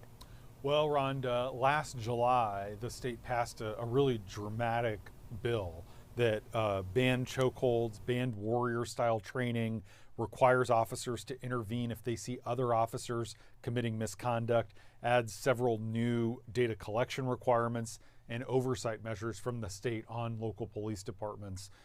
A lot of criminal justice activists feel that doesn't go far enough, and indeed the Democratic governor, Tim Walz, in recent weeks has said he wants to go farther. He wants juvenile justice reform, which wouldn't necessarily affect George Floyd. At the local level in the city of Minneapolis, the largest city in the state, there has been a big push to what they used to call defund the police, but have sort of backed away from, and now to redirect money that had been spent on traditional kind of policing and put it more toward social services, mental health, other interventions to prevent it, situations like what happened from coming to a head. But there's no question that what the police, the two officers that we've heard from today, the sergeant is on leave, the lieutenant is the head of the homicide division. These are our current on-the-force police officers, and what they're trying to say this morning is very clear, which is that what Derick Chauvin did is not what he was trained to do. It's not what police are supposed to be doing. This is not the blue line falling into place to protect each other. And I thought the last several minutes of the lieutenant's testimony there were quite damning for Derick Chauvin, which is this idea that once you've handcuffed someone, they pose a much less serious threat to you, that officers are trained, that kneeling on someone is the highest level of force, as the lieutenant said, because it can kill you, and that once you have handcuffed someone, you're required to use less force because they pose a far less significant danger to you. So this is showing that even putting aside all those questions about reforms and bills that can pass, even under what was on the books last Memorial Day, Derick Chauvin was not complying with the rules and regulations. Yeah, those are good points, James. And Mr. Zimmerman also pointed out that supervisors as well as all officers in that department have to attend training once a year. So even though, lay people who have viewed the video and have asked, why are they still on him after he has handcuffs, hearing it from, the experts right now that is excessive force has an impact. Well, Rhonda, yeah, and what's striking here is, you say the word experts, and you're right. These are experts. I mean, this is a guy who's been a Minneapolis police officer since 1985. But it's striking because normally in a trial like this, you would take outside experts first. You would bring in, maybe a professor of criminology or a retired FBI agent or someone who runs a training program for police officers not involved in Minneapolis to talk about, standards and practices. And it really is a sign of confidence of the prosecution that they're in the right here in making this argument to bring in basically 3 Minneapolis police officers in a row, the sergeant last night, the sergeant this morning, and the lieutenant right now, to say this is not what we were trained to do in Minneapolis specifically. That's a pretty striking decision by the prosecution. Well, Lieutenant Richard Zimmerman, who said he has been trained since 1985 with the Minneapolis Police Department, used strikingly clear language to reject the type of force employed by the defendant. Have you ever, in all the years you've been working for the Minneapolis Police Department, been trained to kneel on the neck of someone who is handcuffed behind their back in a prone position? No, I haven't. Is that, if that were done, would that be considered force? Absolutely. What level of force might that be? That would be the top tier, the deadly force. Why? Because of the fact that if your knee is on a person's neck, that can kill him. Eugene, I think for me that was one of the takeaways of this last section with Zimmerman. What did you think about that clip right there? Well, I mean, that right there appeared to be something that would work against what the defense is trying to get jurors to believe, that Chauvin acted in a way that he was trained or encouraged or allowed to when restraining someone that he suspected of a crime. But you have this senior ranking law enforcement officer in the Minneapolis Police Department saying, in fact, that is not how he was trained to interact with suspects. And he's just reinforcing what quite a few law enforcement officers across the country have said, and many people outside of law enforcement have believed and just hoped to be true itself. And so I don't know how the defense attorneys could go forward with continuing to argue that this procedure was the norm when this individual, and I assume others who are going to speak, are making the case that that's not the case. Right, and today's testimonies are after what we heard yesterday from others who work in law enforcement, also saying that this is not the type of force that is usually a part of their policy, and they have certainly made that very clear. I'd like to play another clip. This one's from yesterday. This is a part of the pattern of the prosecution using Chauvin's own colleagues to impeach his behavior. Watch this clip from yesterday's proceeding. This is Chauvin's former supervisor being asked about use of force. Is the placement of a knee on a subject's neck a use of force? Yes. A reportable type of force? Not necessarily. Okay. And why is that? For handcuffing somebody in a prone position or fighting with someone, it could happen where your knee ends up on their neck. Okay. For about how long? I guess whatever's reasonable. Okay. And which would be when? Until you get control of the party, I guess. Control as in the person is then handcuffed? Handcuffed and not continuing to fight with you anymore. Okay. So once the subject is handcuffed and no longer resisting? Yes. At that point, the restraint should stop. Yeah. So that was Chauvin's former supervising sergeant. James, he seems to be saying something that is incredibly similar to the testimonies we've just heard today. What are your thoughts of how that is, that's going to be very hard for the defense to come back from, that all of these people in concert are saying the same thing. They are not from the outside. They are from within. They are former colleagues and supervisors of Chauvin. Yeah, Rhonda, Sergeant Pleoger's testimony is incredibly significant because I actually think that the defense can get the jury to come along with the idea that George Floyd was resisting arrest, and maybe it was because he was on drugs, maybe it was because he had bad past experiences with law enforcement, but he was resisting getting in the squad car. So you had these 4 officers on the scene, and they had to restrain him. They had to get control of him.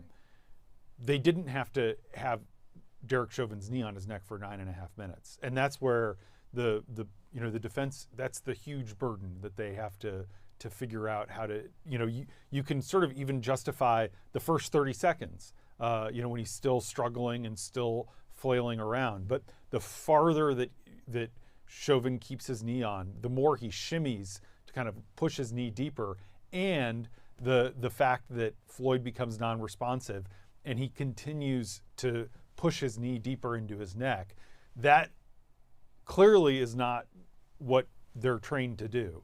And we now have 3 different police officers who have effectively said that in pretty strong terms.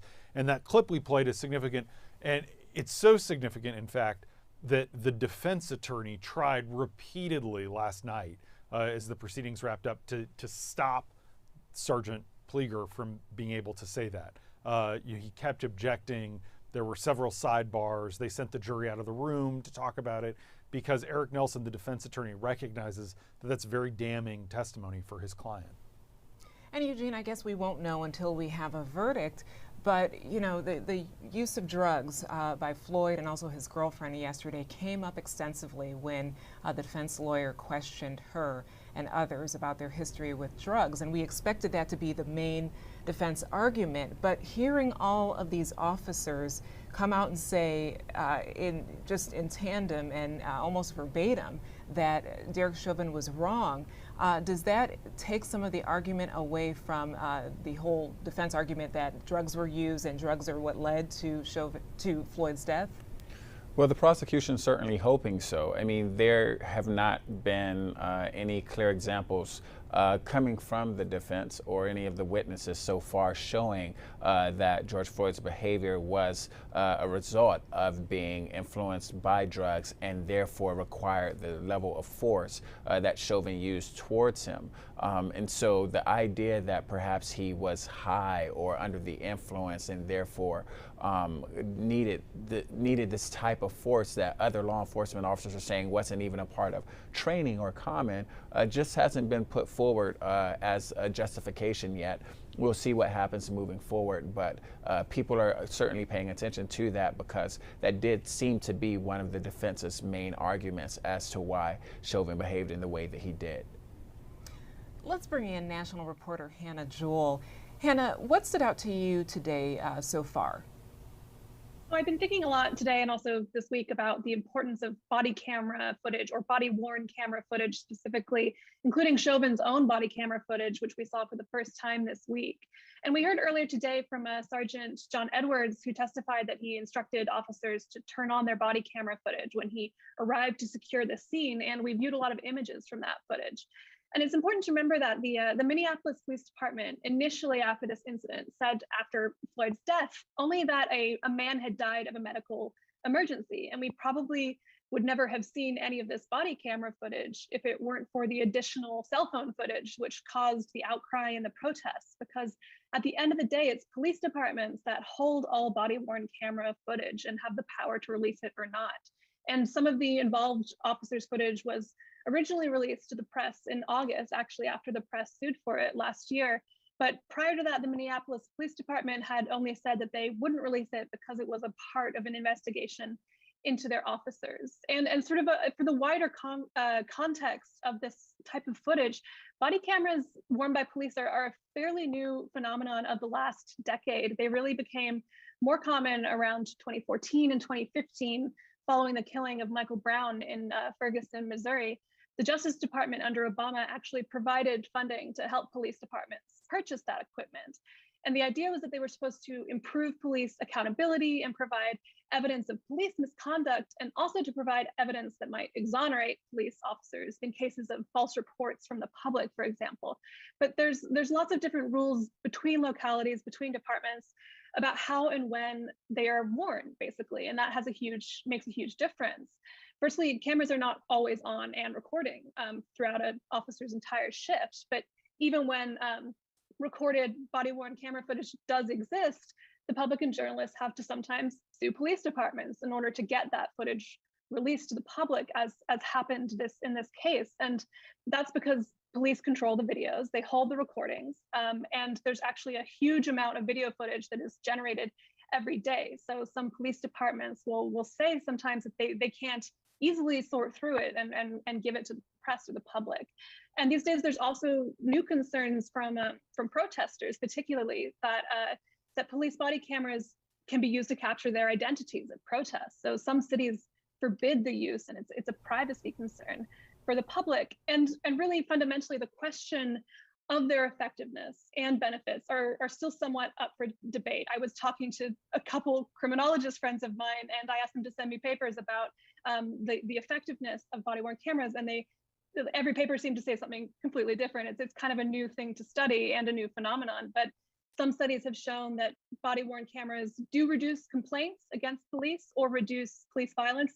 Others show that they don't, or even can increase violence against police.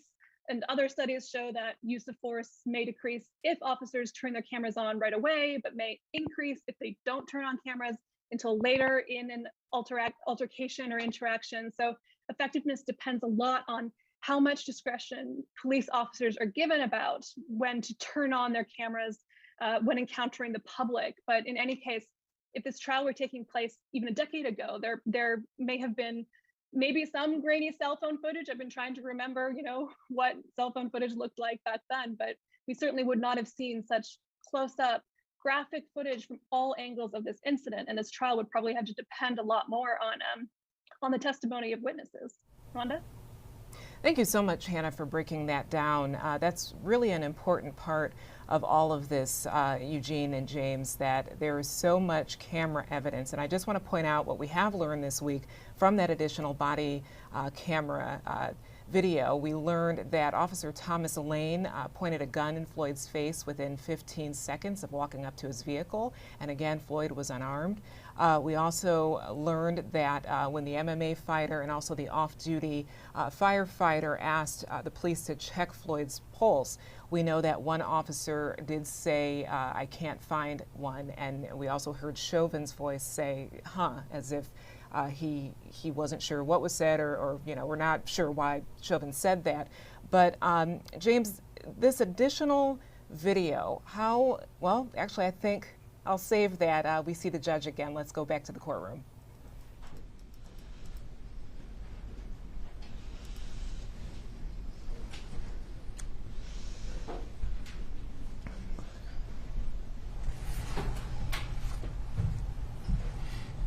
Just a reminder, you're still under oath. Yes, sir.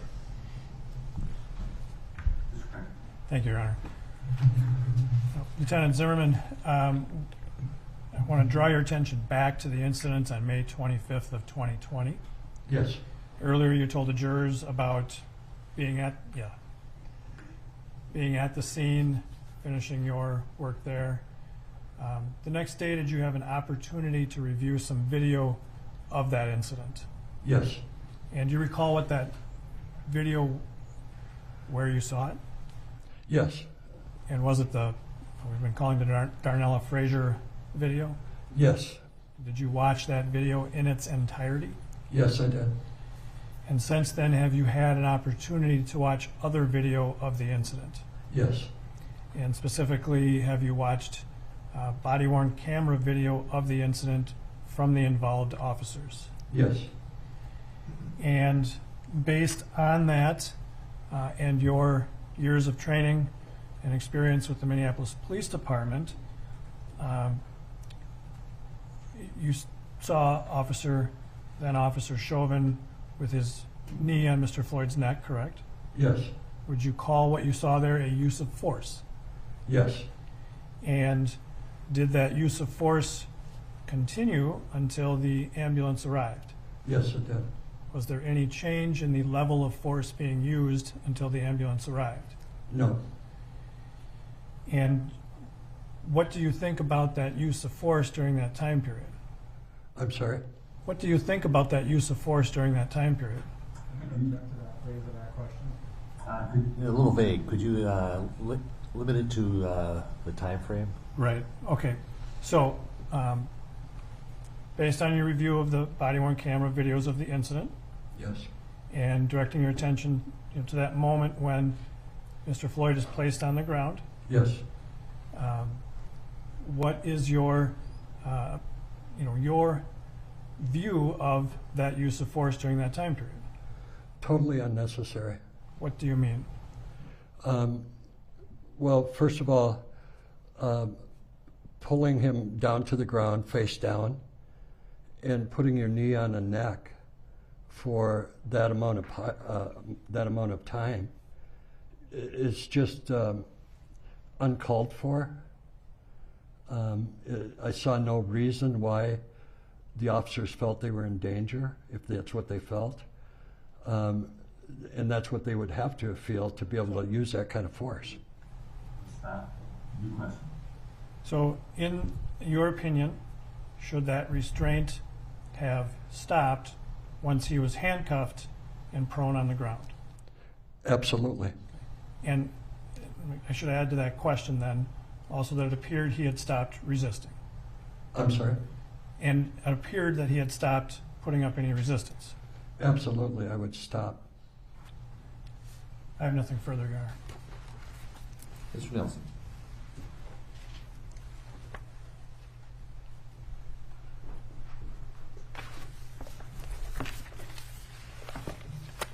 I may just have a moment, Your Honor.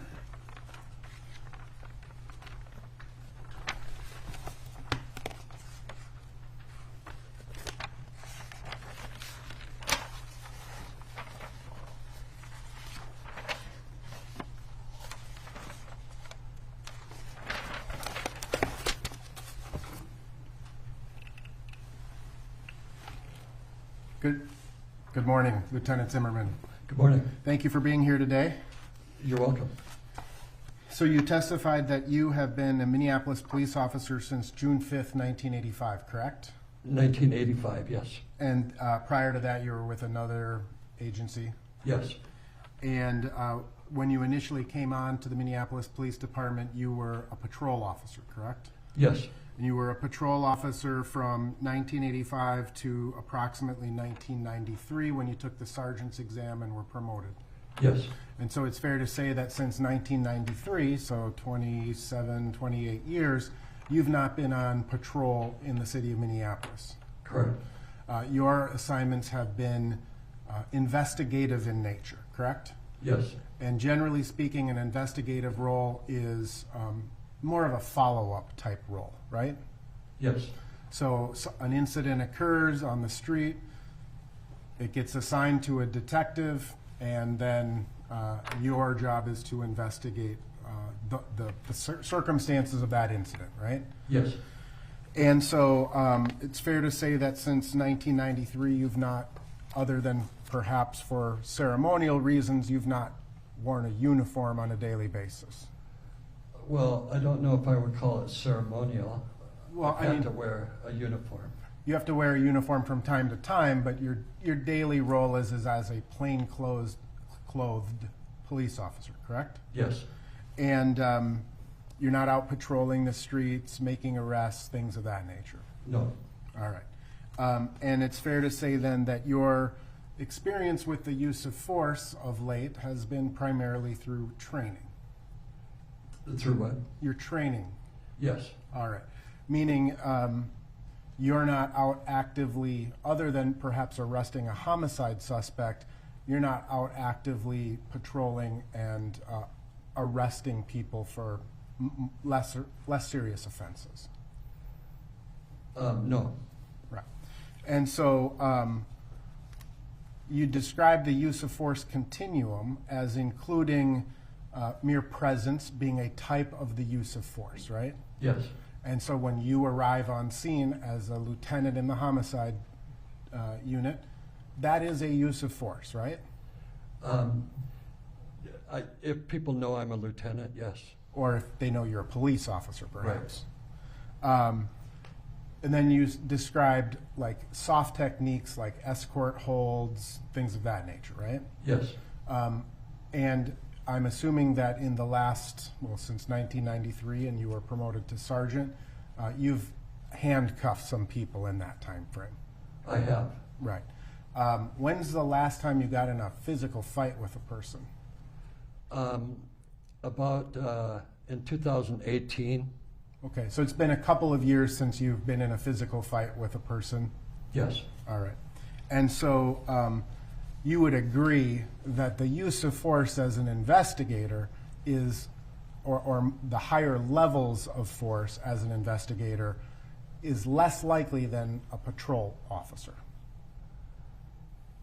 I'm sorry, I don't understand your question. I'll rephrase it. The frequency with which you have to use higher levels of force as an investigator doesn't happen all that often, right? Correct. And so your experience generally as a use of force or involving the use of force is primarily in this annual what's called defensive tactics training, right? Yes. And the defensive tactics training is one of the requirements you need to use or to complete in order to maintain your license as a police officer, right? Yes. And you would agree that, or I'm presuming that since 1985 until the present day, tactics have changed as a police officer. Some tactics have changed, yes. Right. And it's fair to say that you are not a trainer in the Minneapolis Police Academy relevant to the use of force, correct? That's correct, yes. You do not teach other police officers defensive tactics. No, I don't. You would agree, however, that roughly 10 years ago, the Minneapolis Police Department kind of moved away from trying to hit people to control them and started using body weight to try to control people. I don't think I would agree with that. Okay, so you think that, I mean, within the arsenal, so to speak, of a police officer, it's as common to punch or strike someone in the use of force as it is to just use what are called takedown moves or body weight pins. Yes. Okay, and that's been throughout your entirety of your career? Yes. Okay, and so, and you're basing that again on your experience as just going through the defensive tactics requirements. Right. All right. And again, as a lieutenant and the #1 senior officer in the Minneapolis Police Department, I'm presuming that your understanding of the use of force involves the Minneapolis Police Department policies on the use of force, right? Yes. And the Minneapolis Police Department policies are designed, at least based on your understanding, to address the legal requirements for the use of force. Yes. And so there are factors, correct, to determine whether or not a use of force is proportional, reasonable, things of that nature, right? Correct. And what we look at in any particular case is the totality of the circumstances. Agreed? Yes. So there's lots of different information that a police officer has to use in order to determine the level of force to be used under which circumstances. Yes. Agreed? Yes. Now, in terms of the Minneapolis Police Department, are you familiar with the Minneapolis Police Department's critical thinking or critical decision-making model? Yes. And you would agree, I'm assuming again based on a long career, that an officer is constantly taking in new information and that information will affect the decisions he or she makes, right? That's correct. And would you also agree that the training that you received initially as a police officer is probably a lot different than the academy now? Yes. Right. Obviously, the available tools that officers have are a lot different today than they were in 85, 90, 95. Yes. Body cameras, they didn't exist when you first became a police officer. That's correct. Tasers were not a thing either, right? No. Okay. You carried a gun and some handcuffs and kind of old school cop, right? Yes. Now, in terms of the decision making of a police officer, would you agree that there are certain pieces of information that that officer has that affect his or her decisions on the use of force. Yes. And some of that information is very immediate, kind of low-level information. Agreed? Yes. So, for example, what just happened with this particular suspect, right? Yes. Is this suspect under the influence of a controlled substance, or is he sober? Yes. Right? What are you looking at in that moment through your own eyes, right? Yes. That's the officer's experience in any situation, right? Right. You look at other things that may be hazards or threats in the immediate vicinity, correct? Yes. So you're going to assess, are there people watching? Are there people videotaping? Are those people happy or angry, etc., right? Yes. You're going to look at what we would refer to as scene security, right? Yes. You have a responsibility as a police officer for your partners who may be close to you, right? Yes. You have a responsibility as a police officer for all of the people in the immediate area, right? Yes. And so scene security is kind of trying to keep it as tight as possible and keep everybody in the area safe. Agreed? That's correct. Everybody. In turn, you were asked a series of questions about your an officer's medical responsibilities. I'm sorry? You were asked a series of questions about your medical training and an officer's medical, what they're supposed to do. Right, yeah. Yeah. And even in the assessment of a medical emergency, there are many factors that come into that assessment, correct? Yes. To your knowledge, Minneapolis police officers are they're trained medically at a fairly low level. They're not paramedics, doctors, etc. That's correct. You're a first responder. Yes. Basically, you're taught how to apply tourniquets, patches for gunshots, stop bleeding, basic CPR, and resuscitative efforts, right? That's correct. A police officer's job primarily is to keep the scene safe. Agreed? I'm sorry? A police officer's responsibility is to keep the scene secure and safe. Agreed? Yes. Minneapolis police policy requires the involvement of a higher level of medical intervention if the circumstances dictate, correct? Yes. And an officer is required, if someone is having a medical emergency, to take what steps they're able to reasonably in the moment, right? Yes. And that would include potentially calling EMS. That's correct. But then, so you've got all of these immediate factors, right, that come into play. But then you can kind of widen that lens a little bit, and there are some other factors that come into play in terms of the use of force, again, based on your training and experience. Yes. Such as, what do we know about the location generally, right? Yes.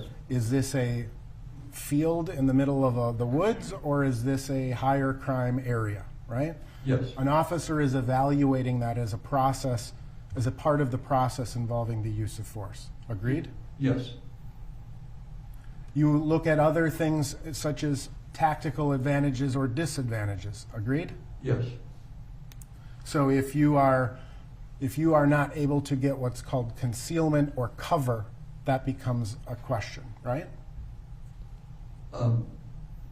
In what? Well, in a use of force, you're examining the surrounding area, right? To see if something happens, can I conceal and cover, right? Yes. You also, in addition to the scene security, you need to deal with securing the scene, which is different than scene security. Agreed? Yes. Scene security is maintaining the safety of everyone around, including yourself and your partners, right? Yes. Securing the scene is making sure that the scene itself is preserved and kept tight, right? Correct, yes. And in fact, a police officer's responsibility and part of the use of force determination is to prevent or avoid the use of force against other people. Agreed? Yes, absolutely. So if you have to use force against one person to avoid using force against others, that's a factor that an officer should consider. Agreed? I don't know if I would agree with that. Okay. Again, within the training department, those people who are, it's their jobs to do that. They may be better to answer those questions? Yes. All right. And then even from there, you can widen the lens even further, and an officer will look at his training, right? Yes. What he is trained to do or not to do, right? Yes.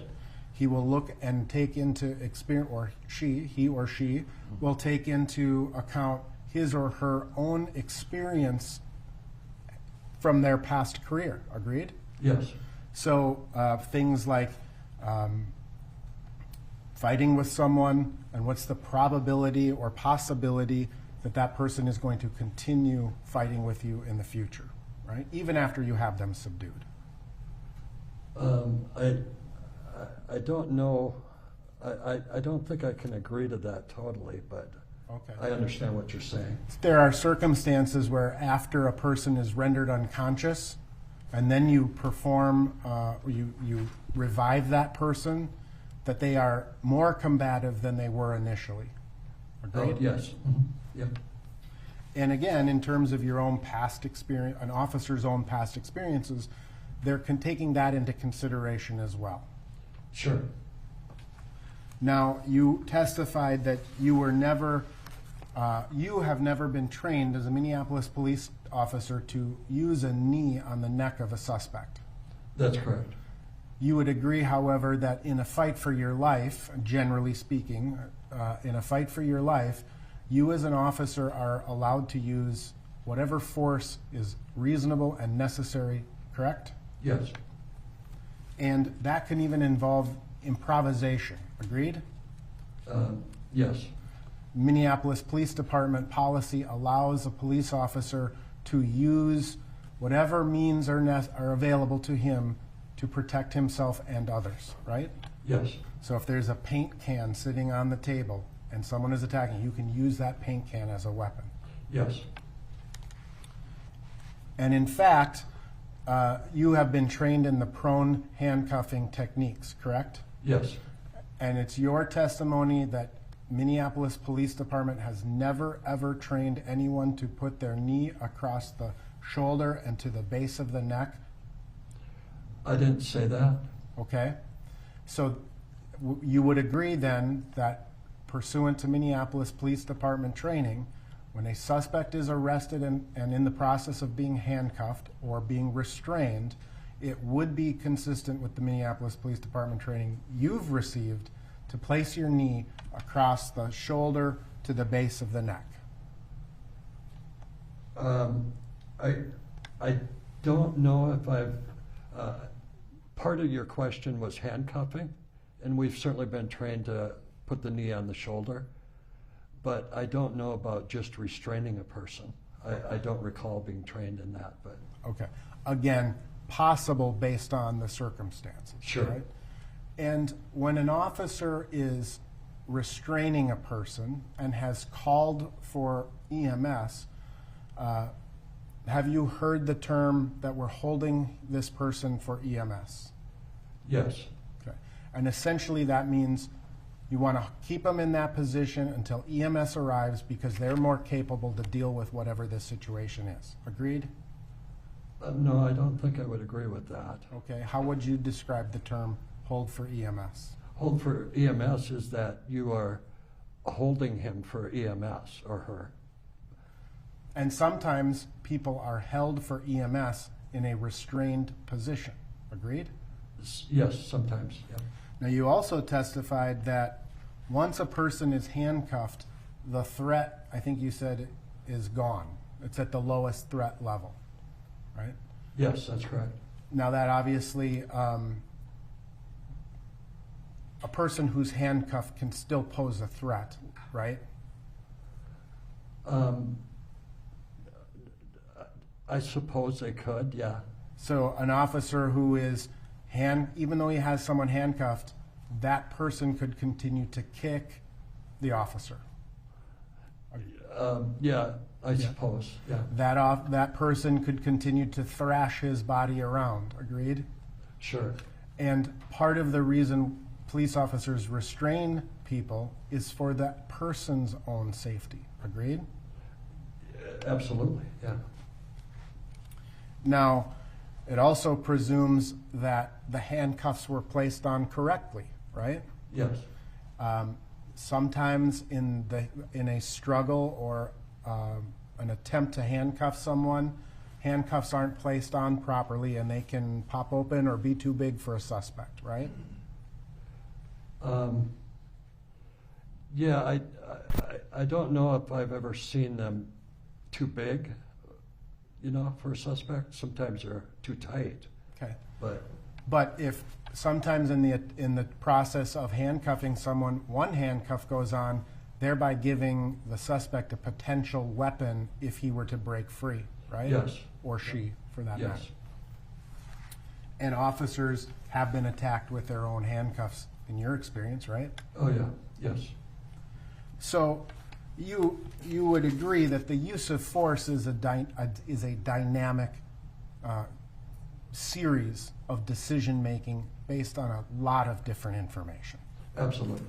And it's based upon a lot of information that is not necessarily captured on a body camera.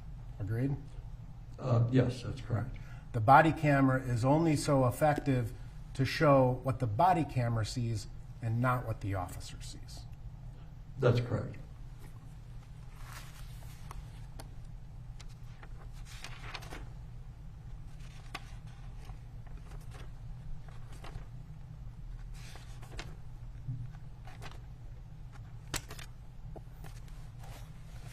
Now, in terms of what you did in this particular...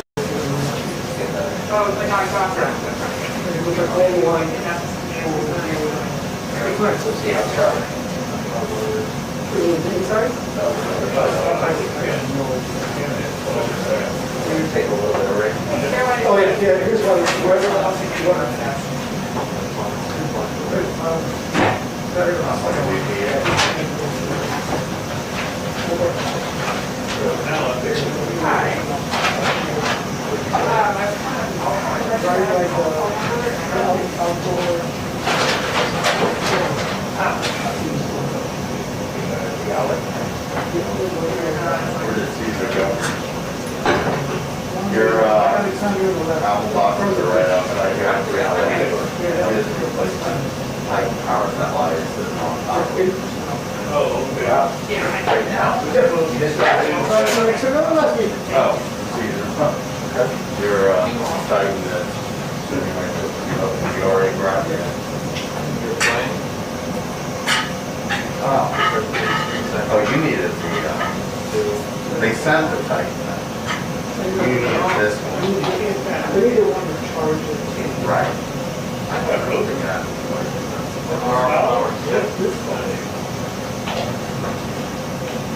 Good question.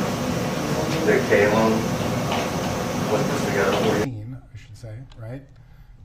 Putting up crime scene tape? Yes. Yes. Not permitting citizens to come wandering through the scene, right? Yeah. Canvassing the area, I think you said. And ultimately, your role in this particular case was limited to a couple of hours of time, making sure those things were done, and until BCA agents arrive and you handed off the scene, right? Yes, that's correct. All right. And it was not until later that you were asked to review the body-worn cameras of the officers and consider the use of force, right? Yes. And it would not be within your normal role or job duties to do such a use of force analysis, right? That's correct. I have no further questions. Redirect.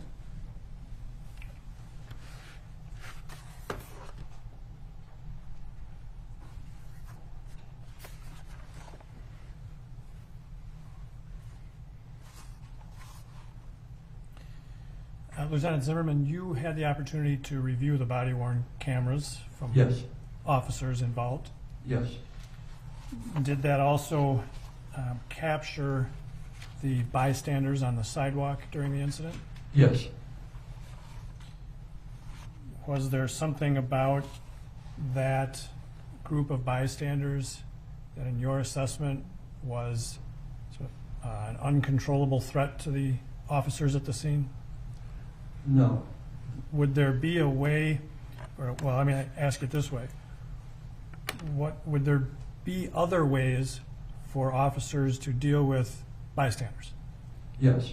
And could that include calling for backup? Yes. Would the presence of multiple officers at a scene be a relevant fact for an officer to consider when using an amount of force on a handcuffed and restrained subject? No, it shouldn't be. Well, but if there's some concern about the crowd, would it be relevant that there were other officers already at the scene? Oh, I see. Yeah, no, it doesn't matter, the crowd, as long as they're not attacking you. The crowd really shouldn't have an effect on your actions.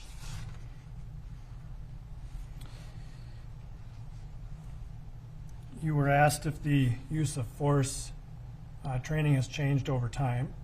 Yes. Okay. But you still get the most up-to-date training every year when you go to the use of force training. I do, yes. And you were asked about, has the academy changed since you went to the academy? Yes. And you haven't been through the academy since then, correct? Right, yeah. But you have some familiarity with how the academy trains new officers. Absolutely. And do you think that academy training provides appropriate training for officers? Yes, it should. And would provide the most up-to-date training on the use of force for Minneapolis officers that take the academy type training? Yes.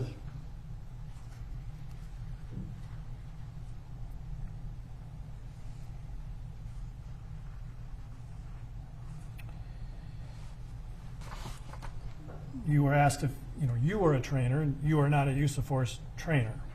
That's correct. You are a student in Yes. use of force. And, but it's your testimony that based on all the training you go through every year, it's well known that the prone position is dangerous. Absolutely, yes. Doesn't take a trainer to be able to say that. You've learned it. Yes. And that's been something that's been trained repeatedly? Absolutely. That hasn't changed.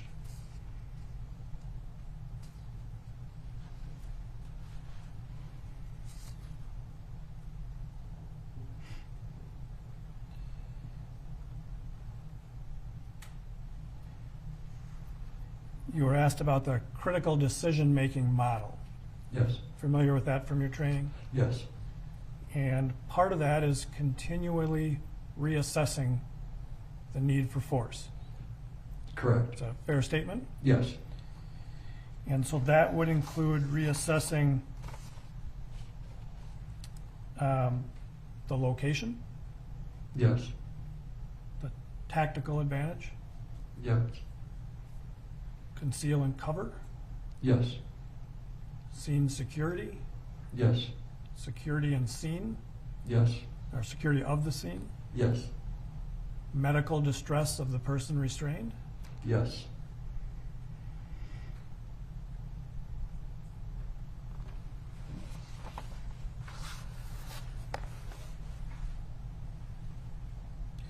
When you watched the body camera videos, did those videos capture those types of circumstances relative to the restraint of Mr. Floyd? Yes. And you were able to assess those things in telling the jury what you thought earlier about the restraint of Mr. Floyd? I am. When you watched those videos, at some point during the restraint, did you see Mr. Floyd kicking the officers? No, I didn't. It may have happened initially, but after that, did you see any kicking? No, none.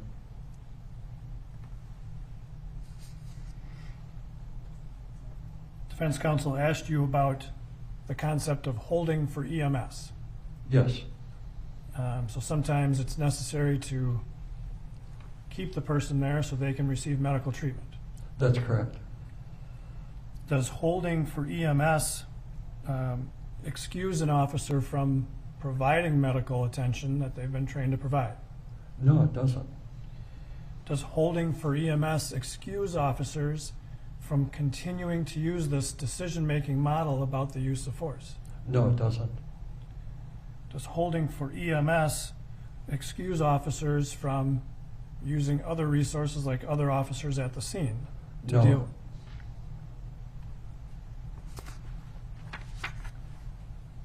You were asked about handcuffs. If handcuffs are not properly locked, can they tighten? Yes. Can they loosen? I'm sorry? If they're properly connected, can they loosen? Mm-hmm. They can come open. But if they're locked, can they still tighten? That's right. If they're not, I think the term is double locked. Right, yes. And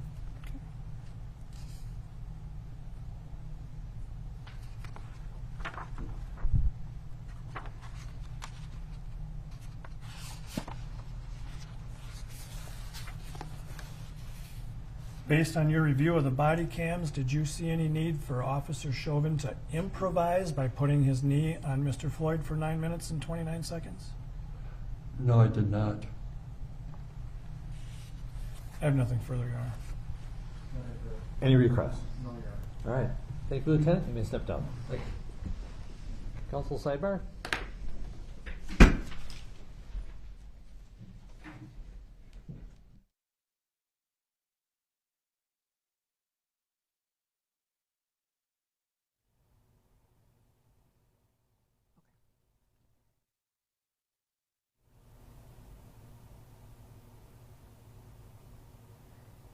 Okay, it looks like we are on a sidebar moment here, and just pointing out, if this is your first time watching this courtroom, they do sidebars via headsets, and that's a precaution against COVID and not gathering together. So they quietly do this and also use a white noise machine so nothing is heard. This sidebar follows a really interesting testimony from one of Oh, it looks like they are coming back from that sidebar. Let's take a listen. Right. Members of the jury, that's going to do it for today. So we're going to release you, adjourn for the day, and return hopefully to start 9:15 on Monday. We have a motion before that we have to deal with, so it might be 9:30. But let's shoot for 9:15. All right? Thank you. Have a good weekend.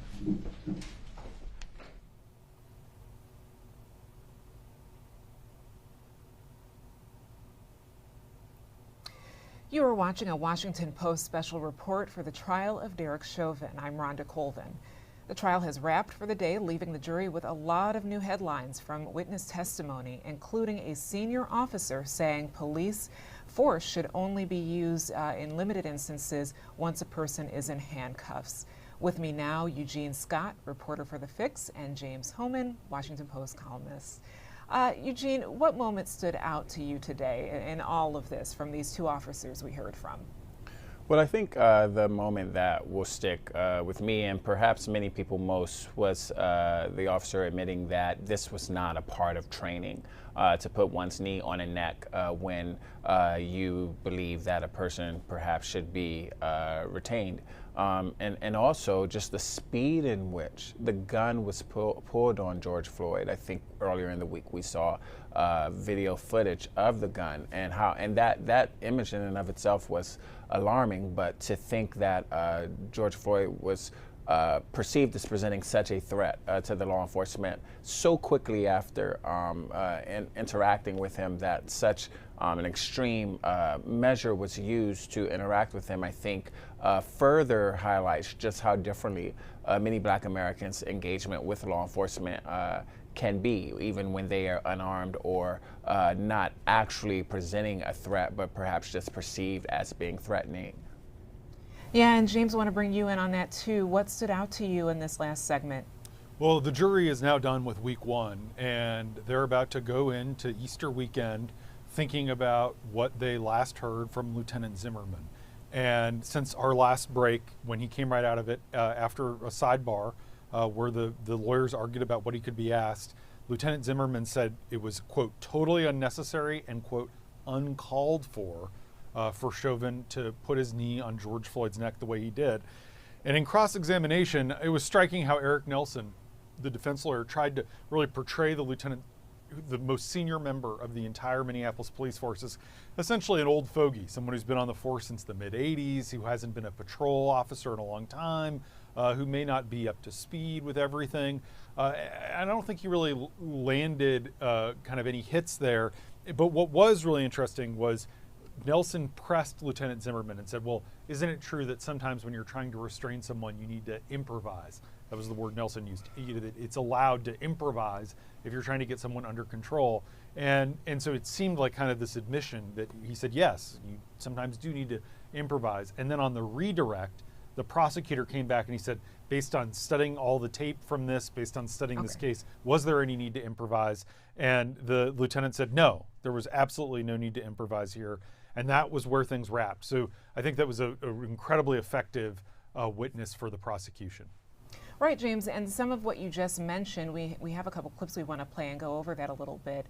This was one of the most striking parts of today's testimony. Watch prosecutor Matthew Frank question Minneapolis Police Department Lieutenant Richard Zimmerman about the use of force. Based on your review of the body-worn camera videos of the incident? Yes. And directing your attention to that moment when Mr. Floyd is placed on the ground? Yes. What is your